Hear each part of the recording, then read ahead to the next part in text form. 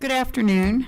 Welcome to the budget work session meeting of April the 11th, 2024. It's now 4:30 p.m. and we have called the meeting to order, and I'm going to call the roll. Commissioner Rutledge, Present. Commissioner Chismar, Here. Commissioner Taylor, Here. and Commissioner Chance had already informed us she would not be able to make this meeting. First on our agenda is the approval of the agenda. Do I have a motion? I move to approve the agenda. And do I have a second? I second that. Thank you very much. Any discussion of the agenda, amendments, changes? No? All right, Mr. Krantz? Thank you, Madam Chair. To approve this evening's agenda, Commissioner Rutledge, Aye. Commissioner Chismar, Aye. Commissioner Taylor, Aye. and Chair Edding. Aye. The agenda is approved. Thank you, Mr. Krantz. First on our agenda is the budget presentation by the Bel Air Downtown Alliance, and I see we have Miss Jenny Earhart here today.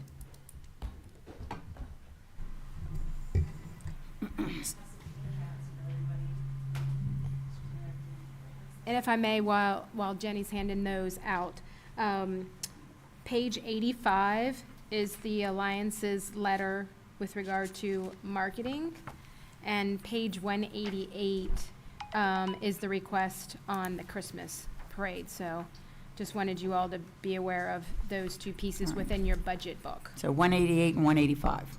No, 85. 85. And 188. There you go. Good thing I checked. All right. Thanks, Jenny. Well, I will try to be brief because I know that there are others needing to speak tonight, and I did just do the presentation with you all not too long ago, so hopefully you still remember who we are. But I just wanted to, the handout I gave you is an explanation of what we have given to the town directly and indirectly from 2021 to present day. We are requesting $20,000 in funding to assist in covering the advertising and marketing line items of our budget. Our marketing efforts help our community members know what is going on in their community. We highlight our small businesses, encourage volunteer opportunities, promote events, and inform about town history and much more. We're also requesting $5,000 in funding to assist the costs associated with the Bel Air Christmas Parade and tree lighting. Despite the expenses of this event, we are proud to be a part of this Hallmark-like experience, and it is very much a community favorite. What the Bel Air Downtown Alliance is able to provide to the town with 3 employees, 11 board members, 43 committee members, hundreds of volunteers, sheer force of will, and a deep, deep love for our town is peerless. Where the town government works in rigid structure, we come alongside our government partners, able to be fluid, adaptive, flexible. Through our symbiotic relationship together, we are able to make Bel Air a charming, quaint, inviting, and safe town for all. The funding we are requesting allows our nonprofit organization to free ourselves to an extent from recruiting more sponsors and needing to explore more funding streams just to operate. This facilitates our ability to consistently go after grant funding, which, as you can see from my handout, greatly benefits the town, our small businesses, and our community. I thank you all for your time and consideration. I'm happy to answer any questions or go into greater detail. All right. Anyone have any questions for Ms. Earhart? Yes, I do, Madam Chair. So, Ms. Earhart, what is your total budget? Our total budget for the entire year? Yes. I should have had that with me, but it is less than $1 million. It's, I want to say $84,000, less than $1 million. I'm sorry, $840,000. Yeah, that is less than $1 million. Yes. So, in essence, your request then is less than 2% of your total budget. Drop in the bucket. Drop in the bucket. Yeah. Yeah. So, and so, do you budget on a fiscal year from July 1 to June 30th, or on a calendar year? We budget on a calendar year. Okay. So coming into your budget in January of 2024, did you have an increase in your budget over the 23 or a decrease in your budget? We had a decrease in our budget, mostly because we ended our 2024 at a loss. That was for a number of different circumstances. Our biggest one is that the Maryland State Barbecue Bash, which is our largest fundraiser, we had to cancel our second day, the full day, due to poor weather. I can appreciate that. I used to be one time the president of the Jarrettsville Lions Club and running that carnival. If we lost a couple of days in a given year, it really knocked the income out. So Mother Nature can either be your best friend or your worst enemy. And because of that, I think we've tried to be more conservative with our spending, with our budget overall in 2025. It's always a concern when you're running a nonprofit. You don't want to have to fire employees. You don't want to have to take away programming. And so we tried to be very conservative this year. And my last question is, with regard to your marketing dollars, can you sort of give me just a rough breakdown between what is internet-based and what's old-fashioned paper-based? Of course. We believe we have a nice mix of both. Over the last few years, we've explored several different marketing streams. We have found that, well, let me back up. Over the years, we have tried to focus on streams of marketing that we're able to get real-time data from that effort so that we can justify the dollars spent.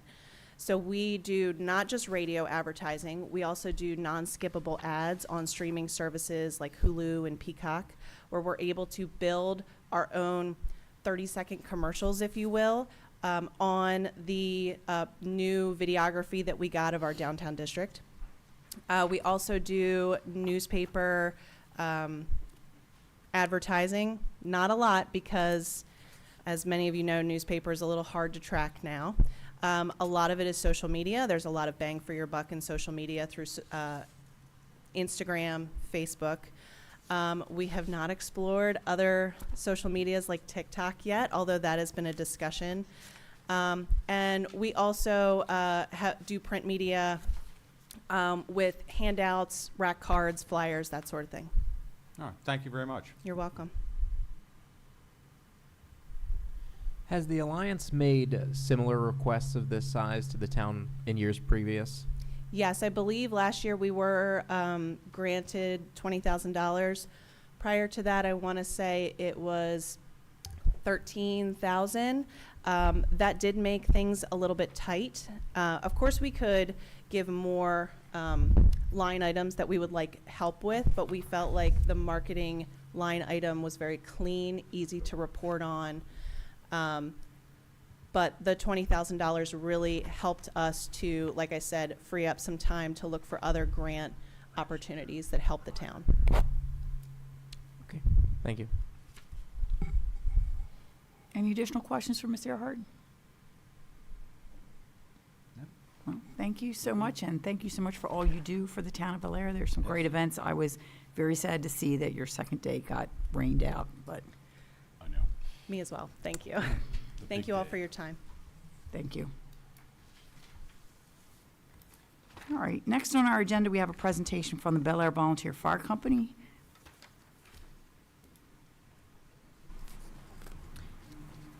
While they're setting up, if I may, their letter is on page 128 in your budget books.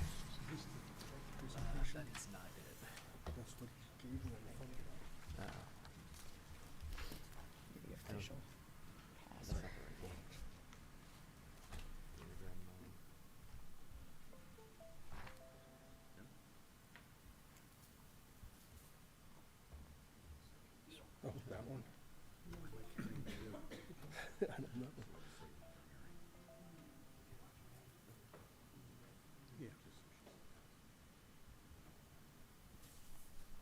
Oops.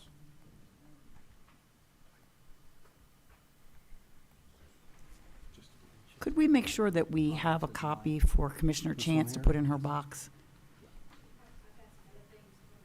Okay, thank you.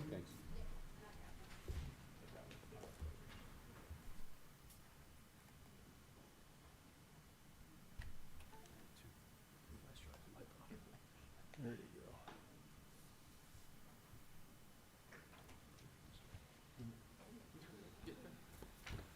Good afternoon. First, we'd like to thank everybody for the opportunity to present the budget for the 2024-25 fiscal year. Just a little introduction, even though we were here about 3 weeks ago. I'm Bill Wynn, President of the Fire Department and the Board. I've been 54 years in the fire service, 26 of those down here in Bel Air. I usually don't say that, how many years that was, but prior to this company, I was with a company in Delaware County, just outside Philly, Vice President 2 years, President 2 years, and Chief Officer for 9. From 76 to 2019, that's right. I work for a local insurance company here in Bel Air as an underwriter and also loss control manager since moving down here. My main function was to set up training classes, liability, workers' comp, property, and train our insureds to reduce their claims. As in the past, what we used to do, if for those that were familiar, we'd go over all the statistics. This year, as we looked at it and went back to 2011, the emphasis and what we saw was not a lot of change happened over all those years by going through all our statistics. So we're going to just jump over some quick hits on these. I'll let the chief do that, and then I'll come back to that, but we want to concentrate on the other topics we do have. Right, I think we presented some of this a couple of weeks ago, but again, we're running about over seven calls a day. That's 2,600 calls a year, and we're averaging 17 members per call. So that's a pretty healthy number, a good number. With that, we can staff 3 or 4 units. Again, we started doing some incentive duty hours. So we're up to 47,000 hours a year. So we pretty much have a dedicated crew 24/7. Sometimes there'll be a crew there, and we do allow the members that do live in town to sleep at their house at night, and then they'll have a vehicle to get there. Some of the older members still prefer to sleep at their house rather than with a bunch of young guys at the firehouse.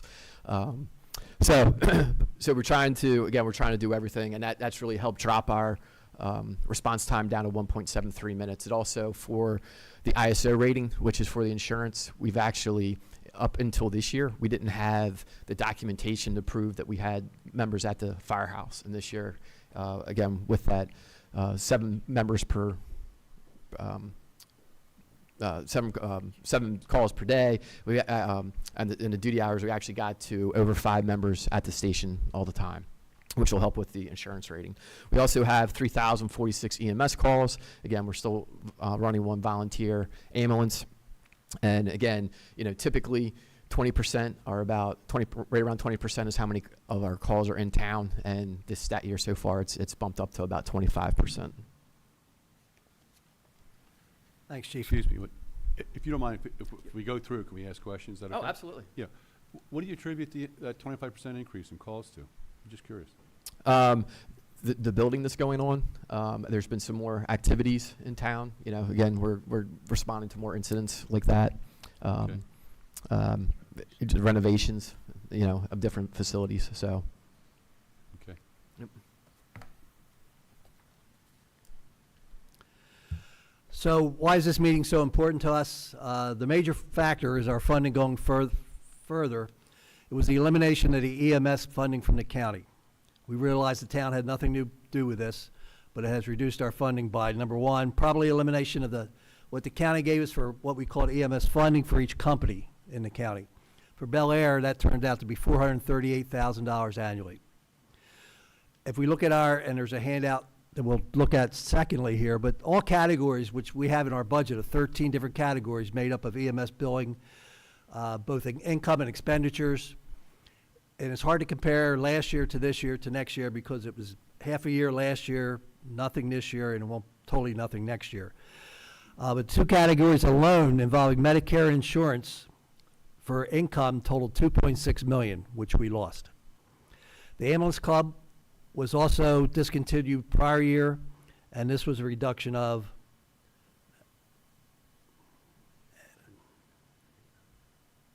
and I got blocked out.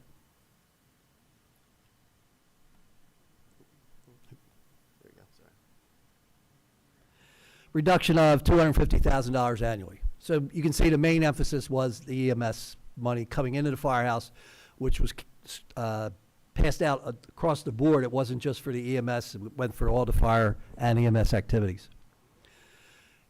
Without going into all that, as far as that big chart goes, you can see all those in the red are what we are losing in the income and/or expenditures for the end of this year and going into next year.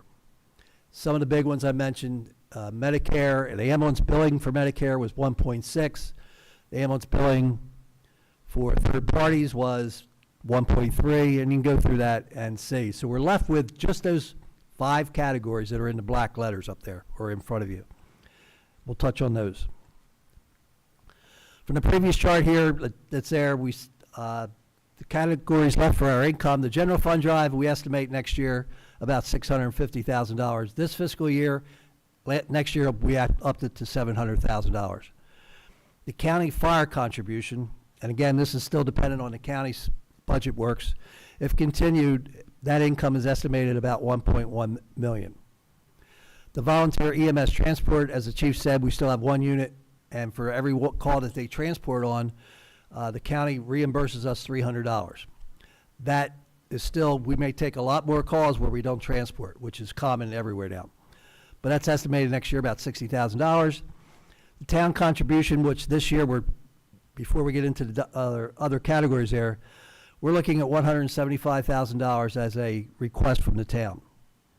And we have a special state fund, which is named after somebody from the state from the past, is $51,000.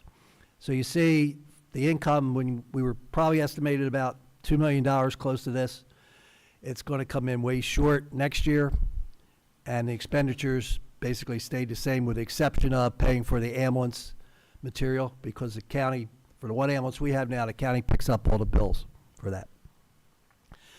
So the past outcome of this meeting, I did the 10-to-1 last year, and it was clear that going through who we are, the quick hit stats we just looked at, it hasn't made a difference in increasing the donation. I wanted to zero in on this past contributions and how we wanted to move forward in more of a unique partnership based on lines of communication. So I'll just show you real quick the figures from the past, and many may not have been here when this occurred. But I went back to 2011, and we went from 2011 to 2016, and that year we received $153,000 rounded off from the town. That was every year for those five years, we had zero increase. 2017, we had an increase of $2,500. Next 2 years, 18 and 19, zero. In 2020, we received an increase of $3,129. And then in 21, 22, zero. 2023, we had $7,000, almost $8,000 increase, with a caveat that we were going to go back to the previous year. So for this fiscal year, 2024, we took away $2,900. So those 14 years, I really want everybody to look at that average increase.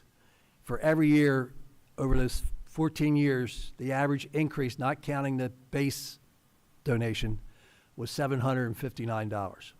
That was the increase. And I thought I'd show what those buy in today's market. Every year, that's what that $759, it buys 2 boots and a half of the next pair. We understand that the fire market is different than going out to whoever sells boots anymore, but we can't do that. We have to go with what the market what the federal government, state government makes us wear. Comparison to the other county municipalities, Bel Air 167, I'll use rounded off. Aberdeen is now at 306,000. Havre de Grace is at 426,000. Donation request, and this is where I made it a little different this year. The board talked about it. We were requesting an increase of $300,000 be added to the budget by the year 2029. While I acknowledge this is a large dollar increase, we know that, but we'd like to work with the town officials of how to best achieve this request. Unique ideas on various ways to increase the contributions over this 5-year period. This is not looking at the town to donate or come up with additional $300,000, but help us gather that extra $300,000 contributed by you. We look at town services or business leaders, grants, providing town services, partnership programs, and charging for calls for service. That charging for calls may be something that will come up soon by the county, where every call for fire service that we go out on, we will be able to charge back to the insurance company of that homeowner or vehicle operator from that incident. Just real quick to work through this, as far as the donation request, working with business leaders, we're just asking for a town for contact information, and they may lead us in the right direction approaching town business leaders. We've had a great cooperation from Angela at the Economic Development. We'll be in contact with the Bel Air Downtown Alliance grants, and I understand you may not be able to help us with that or do something for us, but just your expertise. Where do we go? What can we use? More information than what we have. Providing town services. What services could the town help provide to help us to cut down our expenses? One that came to mind and everybody talks about was the plowing, lawn care, things like that. Again, we're not looking at, we want to open a communication with this and not, we can't, we don't, we won't. Just how can we talk about each one of these? And it may end up, we can't, and that's fine, but let's not, we don't want to cut it off in the beginning. Partnership program ties in with the first item as to what larger town business leaders could help us fund by raising pulling money from the large town businesses in a long-term program of financing. One of the ideas that somebody from the firehouse came up with is using the Historical Society to have some kind of benefit where we invite the downtown businesses and say, here we are, who we are, because most of them probably only see us when we go by on a fire truck and really don't know what we do. I mentioned charging for calls. Donation request, anybody volunteering here in the last 25 years, 30 years as a fire company officer, has always heard the senior officers' comments that we are treated as another nonprofit organization requesting funding from the town. These other organizations are indeed an important part of that and should be funded accordingly. The comment regarding the perception of fire company became real, and I have to say it, that I was told by a town official in a phone conversation that we were not a service organization within the town. And that's exactly what the officers have been telling us, if you listen to them talk over many years, not just this year. I actually laughed out loud because it tied in exactly what we talked about. In conclusion, we'd like to thank for the opportunity to present our request for additional funding and hope we can sit down to discuss these ideas.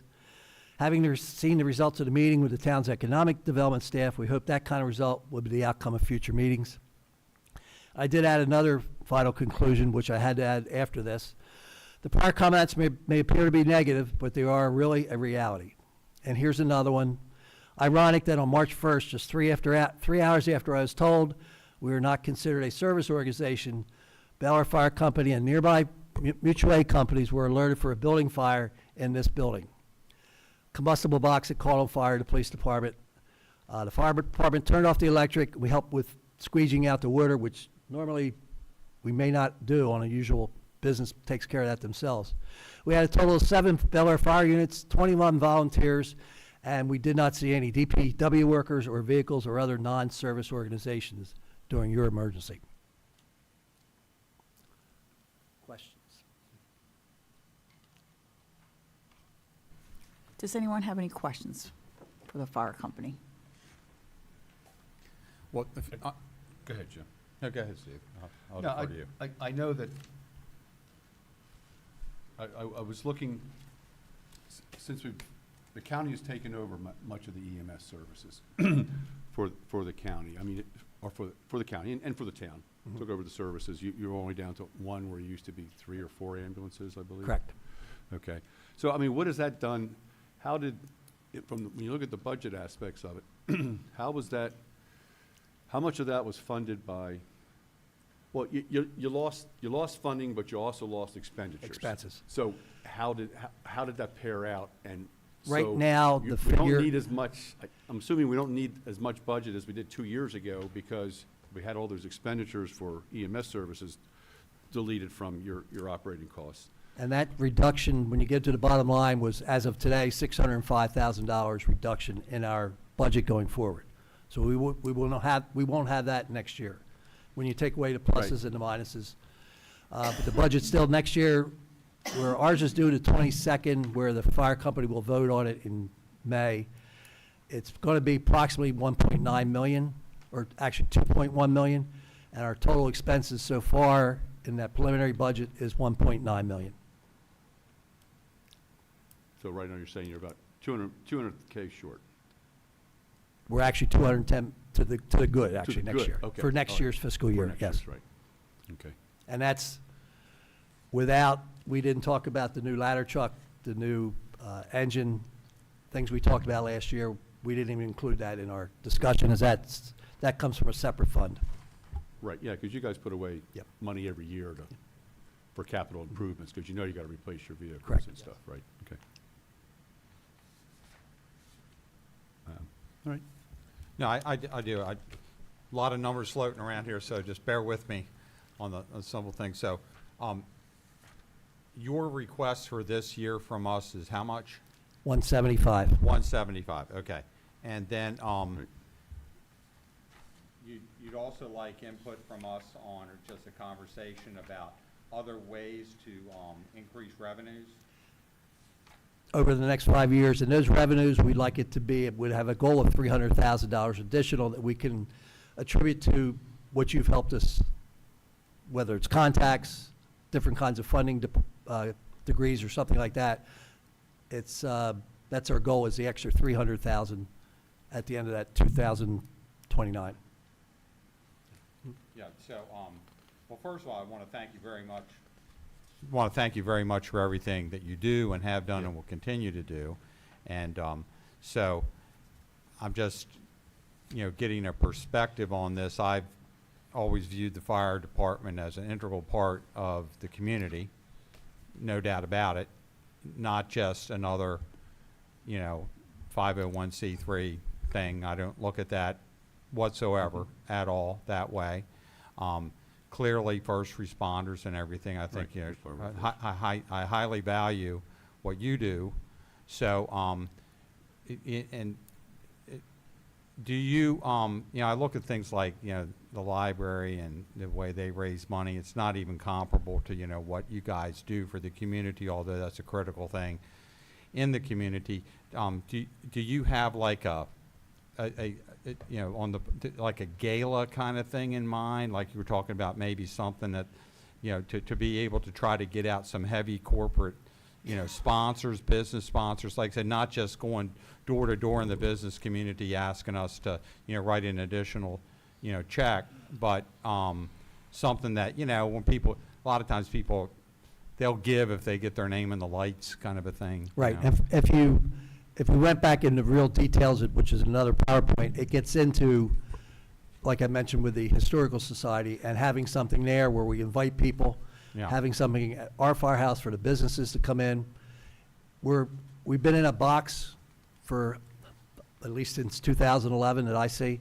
Now we want to get outside of that box and come up with some unique things. And I believe that the businesses in town are the key. And one thing I found this year, and it's happened in the past, I haven't gotten with other companies, but our fund drive goes out, which went out February, March, et cetera. It goes out to a parcel number. It's mailed to a parcel number address by the county, or through the county that they provide to us. And it doesn't take into consideration and take, I can't use the bank, but if this building here had a restaurant connected to it on the side, and it was owned by Bel Air, the bill for, the fund drive letter would go to whoever owns the building. Right. We don't have any fund drive income from the tenants in the No, building. I noticed that, because Okay. I have a company that owns a commercial building and has tenants in it, and as the landlord, I get the solicitation. But I noticed that one of my companies that's a tenant didn't get the solicitation, No. but they're the ones that would be dialing up for And the help. that's on the agenda, probably. We hope to have something in place by October. But again, we got to get out of the county realm where they send us a parcel and actually probably go on the map and start looking at what's in each building going down Main Street, which we've Right, already 'cause, started. each one of those individually tenants, have to register with the 911 system, with their so the data's there somewhere. Somewhere. It's always the hard part, digging out the data and getting that done. Yeah. So, well, I appreciate you coming out and sharing this with us very, very much. Thank you. Again, thank you very much for everybody. Had one question. I know when you were here making your presentation, we had a short discussion about how many calls are really not what you would consider emergency calls. Is there any consideration to some kind of a public education campaign that, don't call 911 because there's a pothole in the road, or, you, Right, yeah. If you don't know what to do, you call 911, right? right? Yeah, so the county association's looking at that. Also, the chief officers have actually started a committee up in conjunction with the Department of Emergency Services. So a lot of time what happens is, like if somebody calls in and they say, I see, if it's something smoking, it's automatically a full box. So you're getting, depending, a house fire, you're getting 4 engines and a ladder truck. For a building fire, you're getting 2 ladder trucks and 5 engines. So we're actually going through and reviewing, if things can be, if it's like, oh, my water heater is just smoking, but I don't see any sparks or flames, reduce that so it's a single engine response. And then once the first unit gets there, they can ascertain if they need more resources. So there are steps being made. That's good. I've always been sort of disturbed by the number of calls that go out for emergencies, whether it's, fire or police, and or coming to the 911 center is probably a better Right. way to express it, that are not what I would consider a true emergency. And it's a terrible waste of resources. So I'm glad that everyone's taking a look at that. And thank you so much for coming out and taking care of our building when we had a little minor incident here. We appreciate it. All right, thank you. I just want to make a comment that I think what Jim brought up about the tenants aren't identified in the request for donations. Can we help with that? Angela? That's one of the things that Bill and Scott and I have worked together on as an economic development department. As we Okay. have new businesses open in town, we send a welcome letter to them, welcoming them to our community. Bill and Scott and I met in January to discuss if there was a way for us to communicate that information back to them, so that they would also know who is a new tenant. So we have, since January, actually just starting, I guess, in March, we started including a paragraph in our welcome letter that cites that the Bel Air Volunteer Fire Company is a critical part of our safety in the town, and Right. that someone from the department would reach out to them to provide more information about what services the Volunteer Fire Company offers to our businesses. So that is not a solicitation for funds, it is an opportunity to Right. meet with them. No, I'm just talking about identifying for them who the tenants are so that they can put out the Yes, solicitation. that's the second part, is then Right. we do send them a list of the new businesses as well. So we're alerting the businesses that they'll be in touch. We're also providing them with the information of who the new businesses are. Okay. And part of that too is, the other thing is once we introduce ourselves, we can go out, so we have an idea of what the new business looks like. So, if the hazards, it's just not a pool for economic issues. So we get out there with a pre-plan, identifying the hazards they might have, and help them with fire prevention things and such. Yeah. I think that's a great idea. If we're going to continue the conversation, I would just suggest that you come up to the Right. microphone, Yeah. since we are broadcasting and recording. Yeah. I think that would be a great idea. Sorry about that. I just wanted to say that it's part of this is also to make sure that we realize what hazards are in the new structures, and also identify for the tenants, any fire prevention tips we can give them as well. So it's kind of twofold. Yeah, I think that's a good idea, because it shows that you're interested in them, you're interested in their well-being Yes. and their safety and stuff, and I think that'll go a long way to having them contribute Yes. in your donation drive. Great. Great. Madam Chair, if I could just offer, Scott, if you. Certainly. So historically, and I'd have to ask Mr. Wynn or Chief Panowitz to confirm this, but historically, when the fire company has sent out solicitations to corporations that own businesses in the town, corporations have typically viewed volunteer fire service as simply that as a nonprofit, and they have a specific dollar amount. So it was feasible back in the day for a corporation to provide the fire company a $50 donation for the protection of over $3 million worth of property. There's really no way around that if the corporation who owns a business in Bel Air. I'm assuming that is that still consistent with the fund drive for Mr. Wynn? Yes. Because I think that's a fairly substantial number that could be realized if corporations realized the level of service. Without going through names, but I did run the Marketplace Drive businesses, and they're all big corporations, and that money's spread across whatever region they service, and it's not there. Right. It's not there. Now, if you go and say, we'd like to get something for this and do, for whatever it may be, they work with us, but when it comes to donation, we can track every parcel number and align it to the building owner, and, because again, for us, we're talking Bel Air here, but think of the whole territory. We're going from Wheel Road to Jarrettsville Road, and how many businesses? So that's what we got to get back on. We're doing that. It's our job to do that. Thank you. Thank you, Madam Chair. Thank you. Thanks. Thank you. All right. Anything further on the Bel Air Volunteer Fire Company presentation? In that case, we will be continuing our detailed review of the general fund expenditures, and that, I believe, is going to be Ms. Moody. Thank you. Yes, we're going to move to the police department. The budget starts on page 131 with those worksheets that I mentioned the other night. But I'm going to turn it over to Chief Moore, and he'll guide you through what accounts that he's going to review and the pages he's referencing. Thank you, Ms. Moody. Greetings, Commissioners, Directors, citizens of Bel Air. I'm Chuck Moore. I'm the Chief of the Bel Air Police Department. Tonight, I will be providing you the budget, the Police Department budget, $6.45 million budget. And what I'm going to do is I'll highlight some of the line items with there's price change variations, anomalies, or requests, or anything of interest that I feel that you or the citizens of Bel Air should be aware of in our budget submission.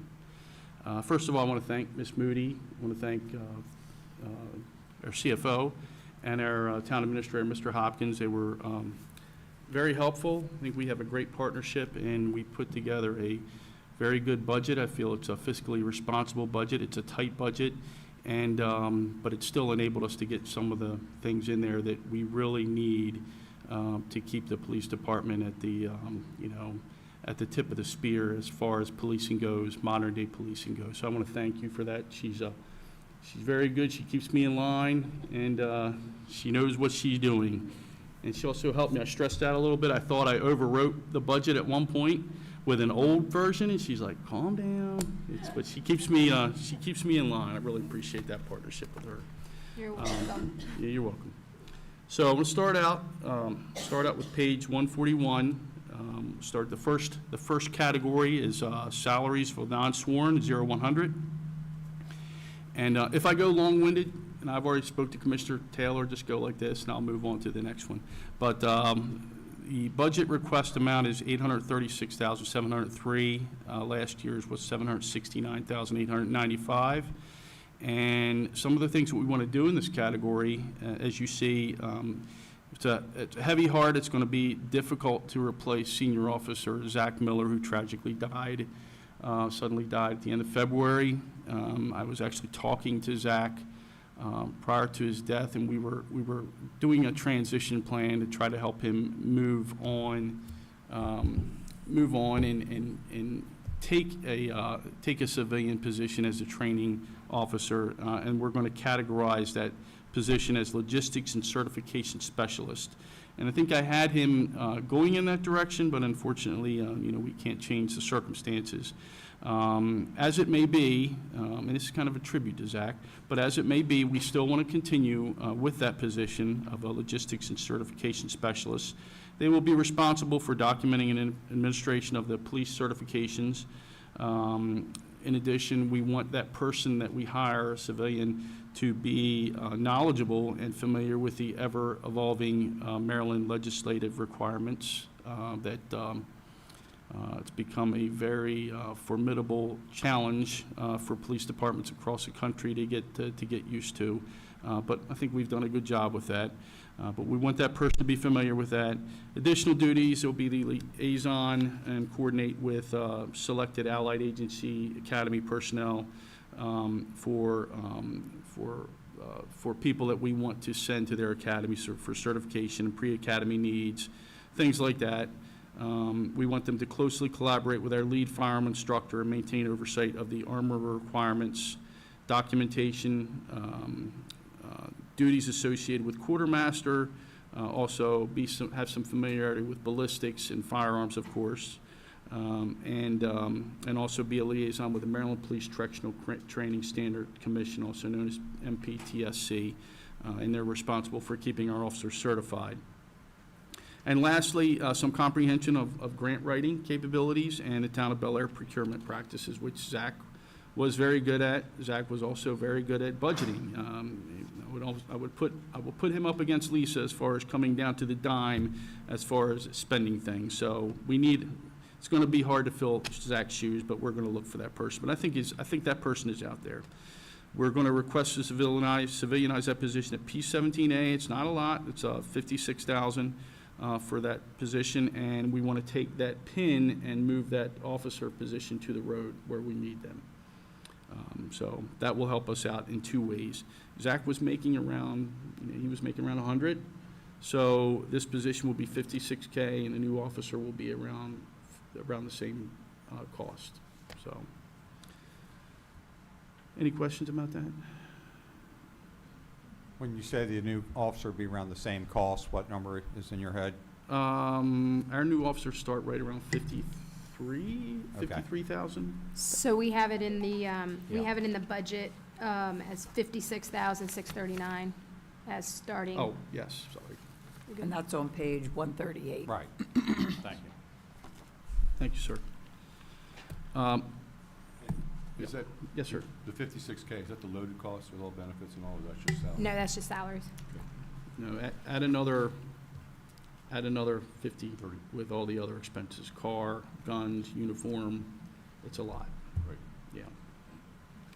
Yep, about 120. Well, yeah, I wasn't thinking about, I was just talking about from the south, yeah, I know the equipment aspect. Isn't the package, I'm sorry, isn't the package usually around like 30% was a rule of thumb for a while as benefits and the, extra costs outside of the special police costs of a car and a gun and those sorts of things? Yeah, I mean, if you FICA's 7.65%, Right. our workers' comp is down now.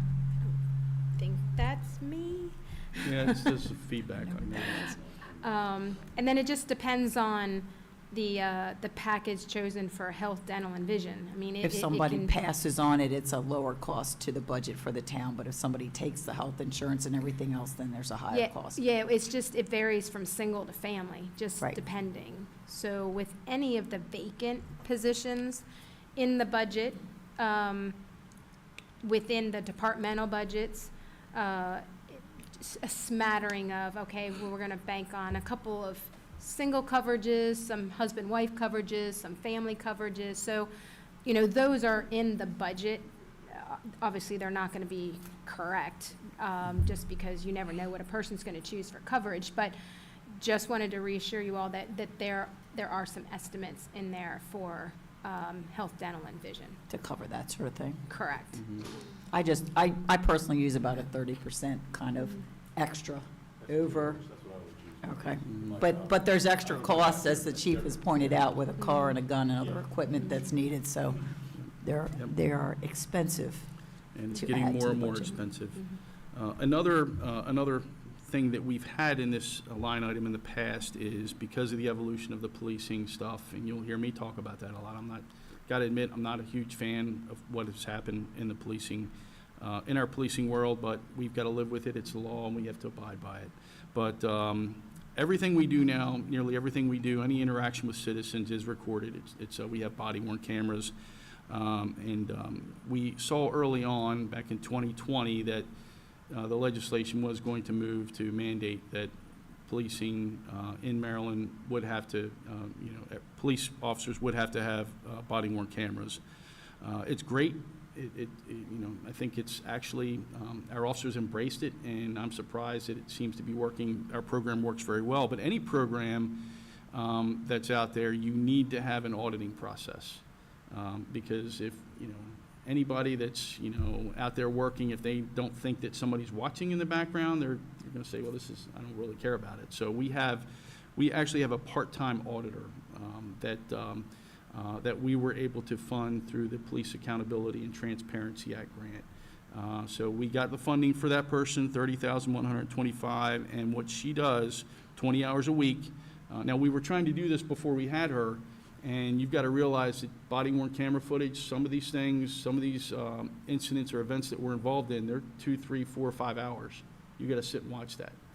And it was burning us out. So this person has helped us considerably. What she'll do is she'll go through every police officer that we have, and she'll do an audit. She'll even look for the police officers at scenes to make sure that they have their body cameras on. And she knows what to look for. She's a retired dispatcher, was very squared away. And she'll alert us if, say, chief, deputy chief, sergeant, you need to check this footage out. Most of the time, they're very good performances, but sometimes we have deficiencies that we have to provide some documentation on. But, 99% of the time we're sending out feedback to the officers, hey, great job on this. And it's gives them a little kick, but it also puts a little bug in their head that, hey, oh, man, they're watching everything we do, but that's just the way it is. Inspect what you expect, So she does a spreadsheet where she watches every officer. We document all that, and then this is a copy of the actual notification to our command staff when she does an audit on these officers. So that's also in there. But again, remember that that's grant funded at this point. We're already putting our fingers into that grant stream and trying to get that grant funding for next fiscal year, and I think we'll be successful. The next, one of the next positions in there, a unique position, is we continue to support the lead executive officer position. That was a retired Sergeant Chip Carter. When we first started the program of LEAD, which is a harm reduction trauma-informed program, and it's basically Chip has become the outreach specialist for the homeless in the town, those suffering from substance use disorder, opioids, and he's the liaison for our, we calling it the Livability Committee, Bel Air Livability Committee now, otherwise known as the Elderly Needy Citizens Committee. He is our liaison for that position. He helps these people out there with economic hardships. He's the champion for the underdogs in our community, and he provides relief to one of the big things we didn't really realize at the time before getting in, but he provides a relief to patrol who have to concentrate less on those types of things, and they rely on CHIP a lot. But unfortunately, the initial lead grant that we had ran out, but we're always out there searching. We've found 2 more funding streams, one through the Governor's Office of Crime Prevention and Victim Witness Services, otherwise known as GOCAP. We found a grant that's called COAP, and it's a comprehensive opioid use site. I don't know where they come up with this stuff, but it's a grant. We were awarded $25,441 from that, and then we're also using funding from the Opioid Relief Fund, or ORF. We got another amount from that to help fund his position. So that's some of the stuff that we're doing in the salaries and non-sworn. Any questions? I will move on to the salaries of the sworn on page 142, and that's line item 0101. And the requested budget amount in that is $2,787,999. Last year's was $2,793,559. Some of the changes that we want to do here is we've noted that our command structure in the department is lagging behind what's out there in surrounding jurisdictions. Most departments have a chief, they'll have a deputy chief, they'll have lieutenants and captains, or captains and lieutenants under sections and divisions. So basically, the way our department runs, we have a patrol section, we have an ID section, and we have an administrative section.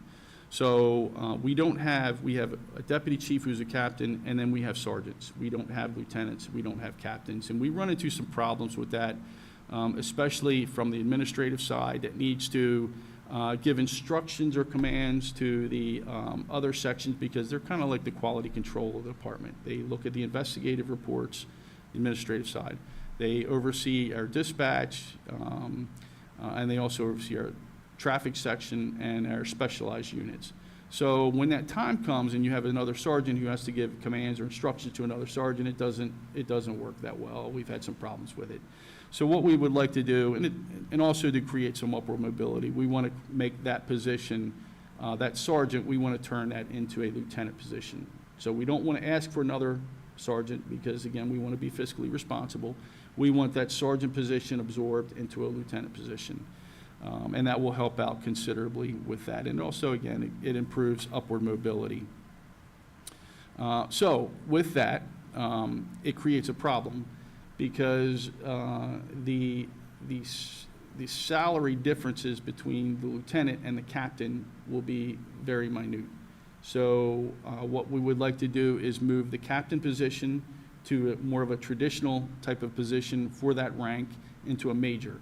And that will also bump the deputy chief up into from the civilian scale from HM20 to HM21.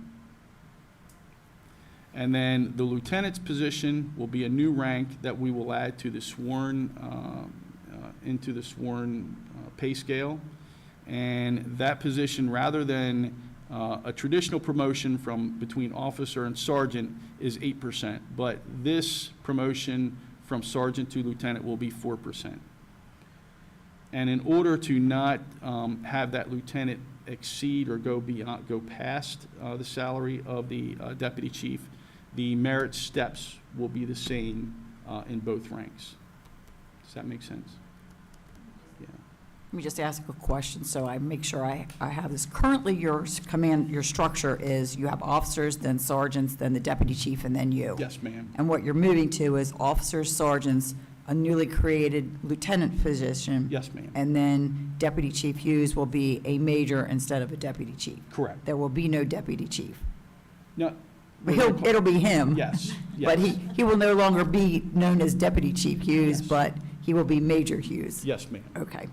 Was there a reason for the elimination of the verbiage, deputy chief? Well, not really. I just think it's more appropriate to have major. So Sure. there's no big reason why. No. I I'm am sure that- familiar with this Yeah. structure. In the city, it goes to the major and then like colonel and, up They to have the, deputy majors, right. lieutenant colonels. Yeah, they have a lot of different ranks. But I'm sure that the officers will still call him deputy chief.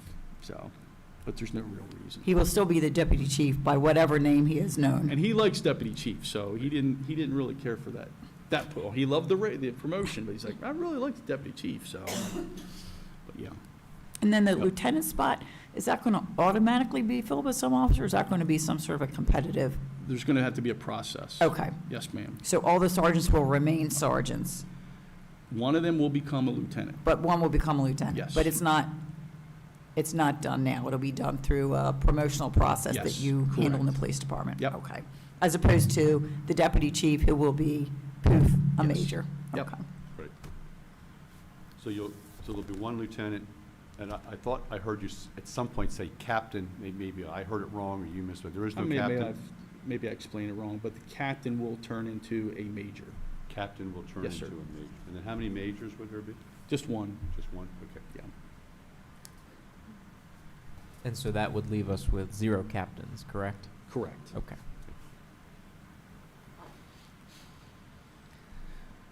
Any other questions? Good. All right, next category is overtime. 0105, it's on the same page. And the reason I'm kind of going over this is because we went over considerably last year. We're requesting in this budget $242,405. Last year we went over, we were $261. So we went over, and I wanted to bring that out to you why. And you probably quite aware, we had several serious events at the end of the year, 2 homicides, and I don't even like to talk about that. 2 homicides, we had a couple other serious events that happened. We currently have a corporal on extended leave, amazingly sadly from an injury from 2013. She was run over by a car and she continues to have complications as a result of that. We're hoping to work through that and get her back on the street. We'll see what happens. Shopliftings have increased dramatically, and we hit those pretty hard. throughout the mid to the last part of the year. And actually, I think I contribute the effort that they put out there in knocking those down between year comparisons, the shopliftings. We had some officer resignations. Policing just isn't as appealing anymore to some. We had 2 that left. One retired, one just left. And the thing is, we do our best to get what's called a lateral. And that means you want to pull officers, that might have retired or pull them from other agencies. But we have some difficulty with that because of, some of our larger organizations are a little bit more appealing for the laterals. In fact, if I pull the sheriff's office salary pay scale, we start out at 56,000, and they're starting out at a deputy is starting out at 64,391. Our sergeants are topping out right at around 100,000, and you've got a sheriff's office deputy that's topping out at 144,807. We know that's not realistic for us, but it still makes it hard for us to pull people in. So what we do is we concentrate on the new hires. And we've been pretty successful at that as far as recruiting goes. And we have some appealing stuff here in the town of Bel Air. We have, still have a low crime rate, and it's appealing for some of the people just getting into policing to want to come here. And, we're fortunate that when they're here, they pretty much decide to stay. But with that, it takes about 8 months to really get them on the street and out there doing the policing the way they're supposed to be. So we had 2 positions. We actually were able to we took a lateral from Baltimore County Police Department. Didn't want to be there anymore. She came here. She was a former dispatcher, so we were fortunate there. And we have since have 2 new officers. One just graduated or getting ready to graduate from the academy. One graduated from the academy, and she's exceptional. So we're doing pretty well, and I'm hoping that we're going to drive that down, that overtime down.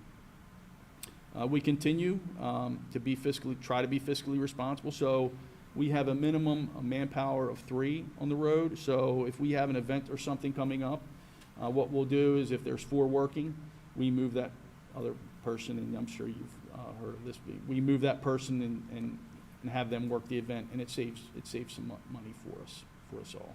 So that's one of the things that we do too. I just wanted to kind of go over the overtime, some of the challenges that we've had there. Any questions on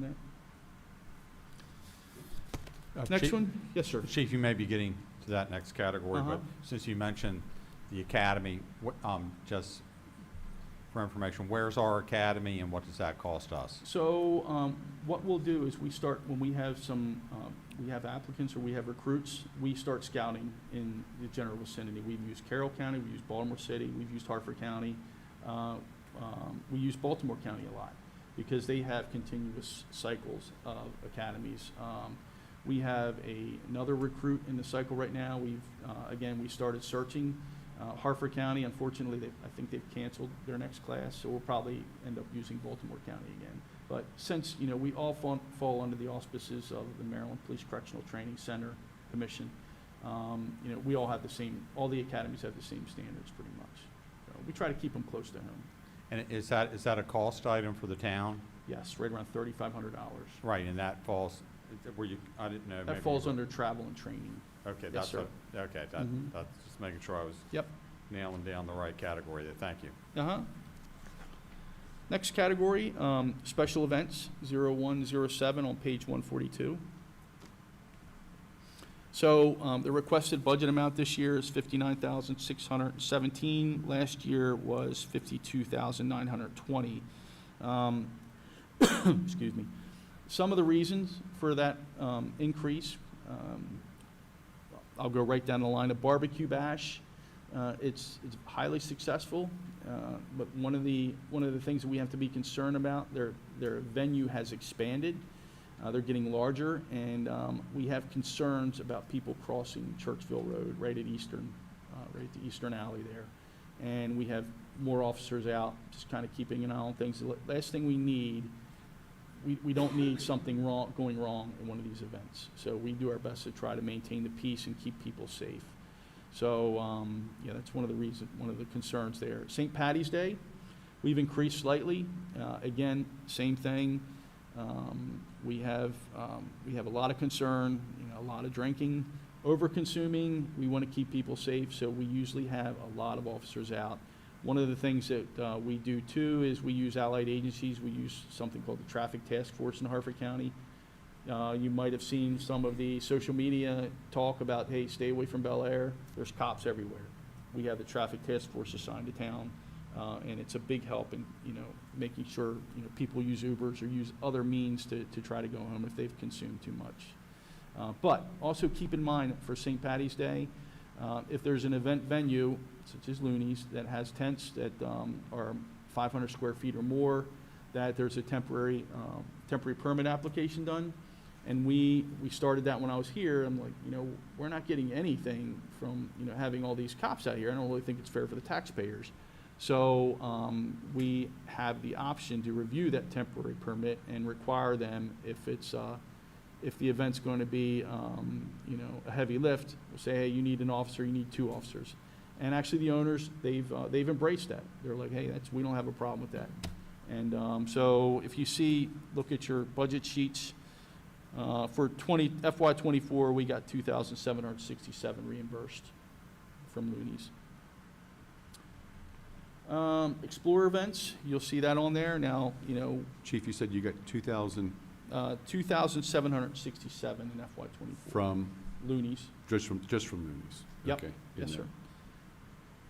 But that was a fraction of probably what the St. Patty's Day overtime was, right? Mhm. Okay. Yep. For the Explorers events, so most of this is most, if not all, is reimbursed by our community grant program funds. It's another grant from GoCap. We normally get it every fiscal year, but sometimes we haven't. So we can't rely on it 100% of the time, but that's reimbursed through grant. The new one is Soapbox Derby. Last year we spent $4,153, and I think we had too many officers there. Ed was with me on that. I think we're going to cut it back. We'll cut it back to like 6 officers. I think we can get by with that. We've been relying a lot on the fire police, Harford County Fire Police, and our auxiliary, and we're going to try to get them to go out there and take some of their spots from the officers. It'll save us some money. And then lastly is the Winter Wonderland event. Again, last year that expanded into closing Main Street. We were initially allocated $1,783 for FY24, but actually spent around $3,063.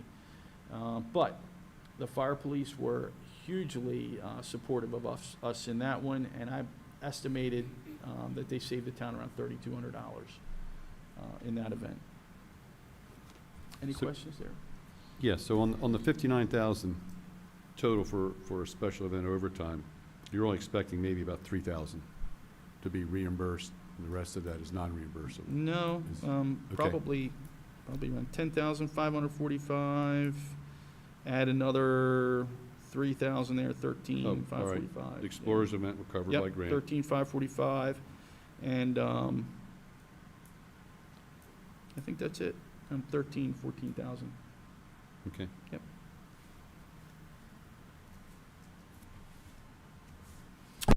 Whoa, jeez.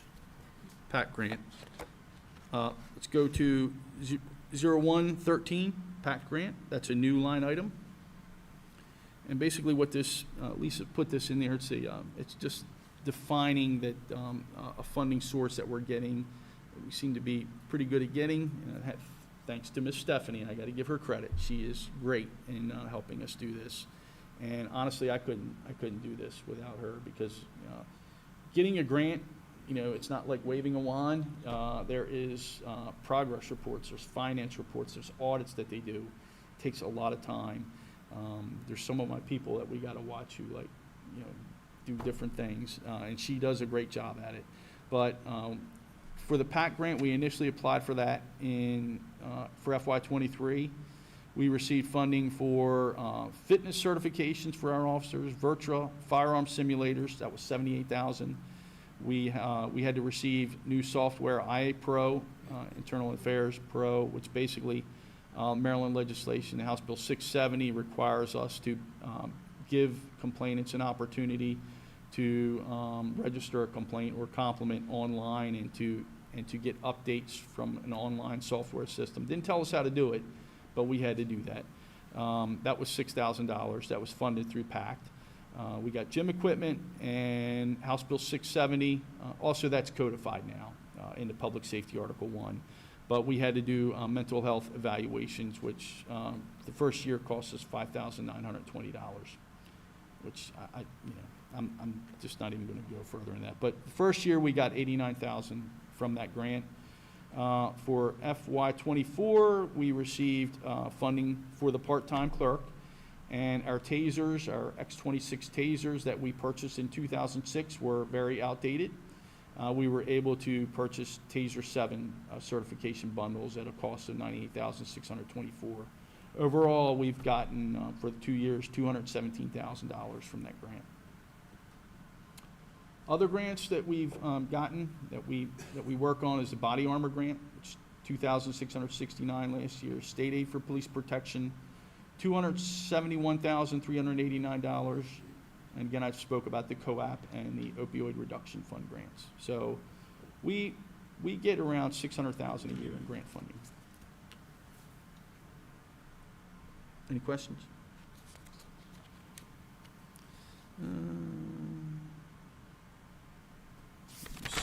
Let's go to, I'm going to skip over some of these other line items. They're pretty consistent from year to year. There's really not much change in there. Can't see taking up your time. Unless you have questions, feel free to ask. But otherwise, we can go to page 145, travel, training, and memberships, line item 0201. And Commissioner Rutledge, I planned on expounding again. Part of that is we're paying for an academy here. Some of the new things here, reimbursement for college courses.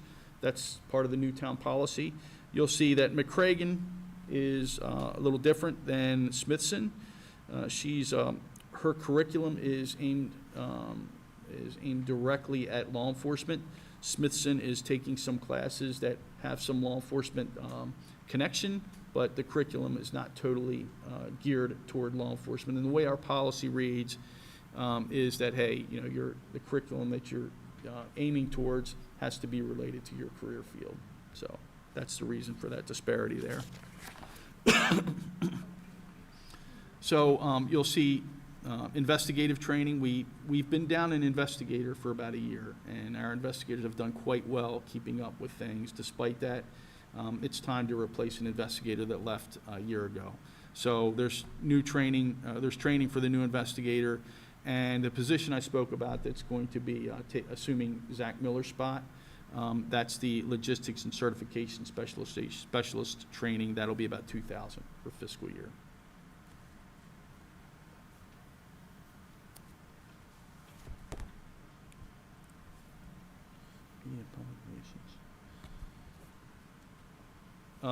Okay. Line item 0315, page 146. It's right below, it was right below travel training. So public relations, we went over on this. We typically get $2,500 a year for this line item. Last year we spent $7,155. But one of the things that I have to point out to you again, there was $5,139 that was grant reimbursed through the community grant program funds there. It doesn't look as bad as what it really, it's not as bad as what it really is. Any questions so far? Everybody good? So with that, are you going for that grant again this year? Yes, sir, we go Okay. for it. We go for it every year. Stephanie's already writing it. I think they don't give you much time to do it either, so, and we have to change it up. You pretty much have to rewrite the whole thing, so I think it's due in May. Yeah, we sit down, Stephanie and I, for 2 or 3 days, and we sit and write them up, she does most of it. She's really gotten the hang of it. I'll go over gasoline. The line item amount is consistent, but one of the things, I think it's a great cost savings for us and for any municipality or jurisdiction, is when you're involved in these consortium things. So we're in a program, it's we're partner, it's a cooperative solicitation consortium, and it's Baltimore County government, Baltimore County Public Schools, Community College of Baltimore City, Harford County Public Schools, Harford County government. Basically, what they'll do is they'll purchase like 2 million gallons of gas, and they'll lock in the price to keep it low. When the 2 million runs out, then they have to put it up for bid again. But it keeps our prices low, and we're averaging right at around $3 per gallon that we're using, which saves us tons of money for FY24. We're under budget here, and I can just imagine if we didn't have that, our costs would be a lot higher. So thought I'd go over that with you. Supplies, 0500, page 147, right below gasoline. We use this to purchase off supplies for the entire department, everything from pencils and pens to paper, batteries, etc., memo pads, business cards, that kind of thing. We went over, unfortunately, we did go over on that one. We spent $18,239 last year, over by $2,000. We had some unforeseen expenses. We ran out of road flares, and it's kind of not a good thing when you run out of those, and they're very costly, $3,000. And some of the new building expenses made us run over. I don't anticipate that happening again.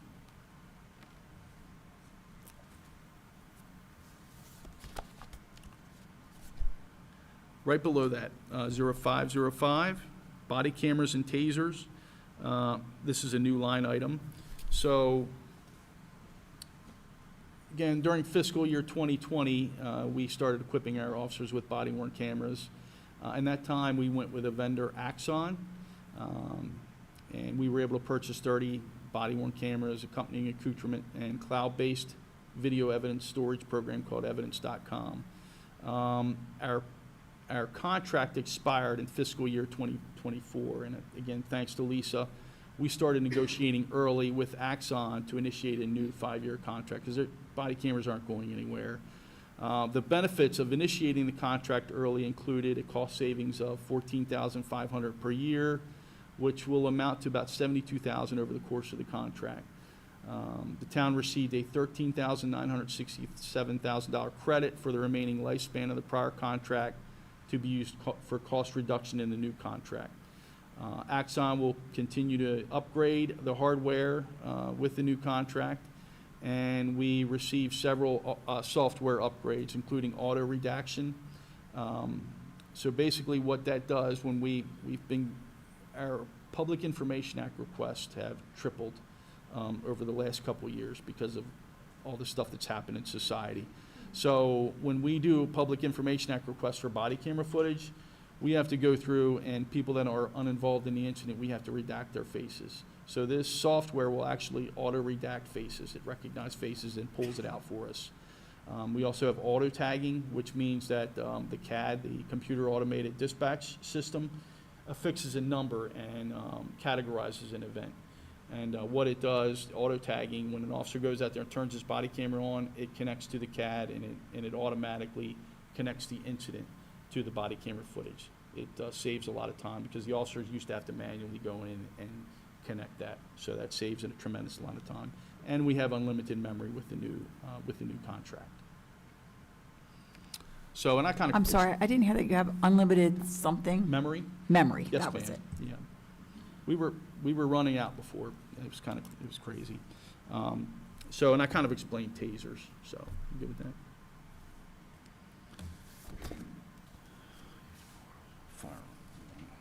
Next one, 0506, firearm supplies.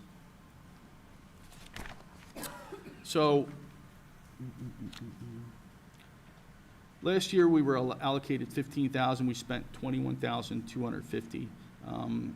A lot of the reason for that is, and I'm going to discuss it further down the line here, is we want to start a conversion from our Sig Sauer P229 .40 calibers. We want to convert to 9mm. And when you do that, there's a lot of ammunition that's going to be required for the conversion process, and we count that probably going to need around about 32,000 rounds of ammunition to be able to convert. And we started to stock up early because at one point, a few years back, it took us 13 months to get an ammunition supply in. So we went over with that to try to start stocking up on 9mm ammunition.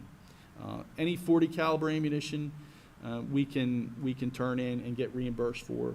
And we've also been saving up shell casings for some time. Brass is very expensive commodity now, and we're thinking we're going to get around $5,000 for turning that in. So, you know, just wanted to explain why we went over on that.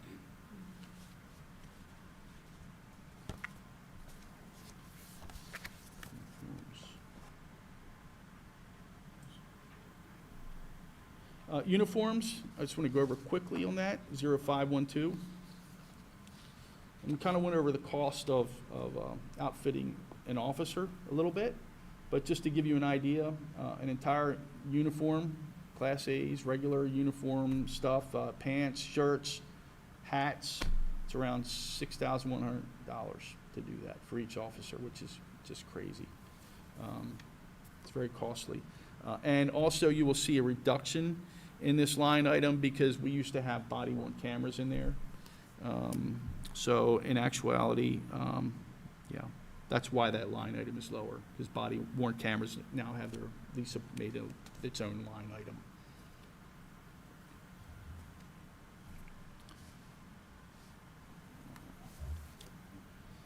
So line item 514, equipment and firearms, page 149. Again, we want to begin transitioning from the Sig Sauer P229 to the Glock 17 9mm.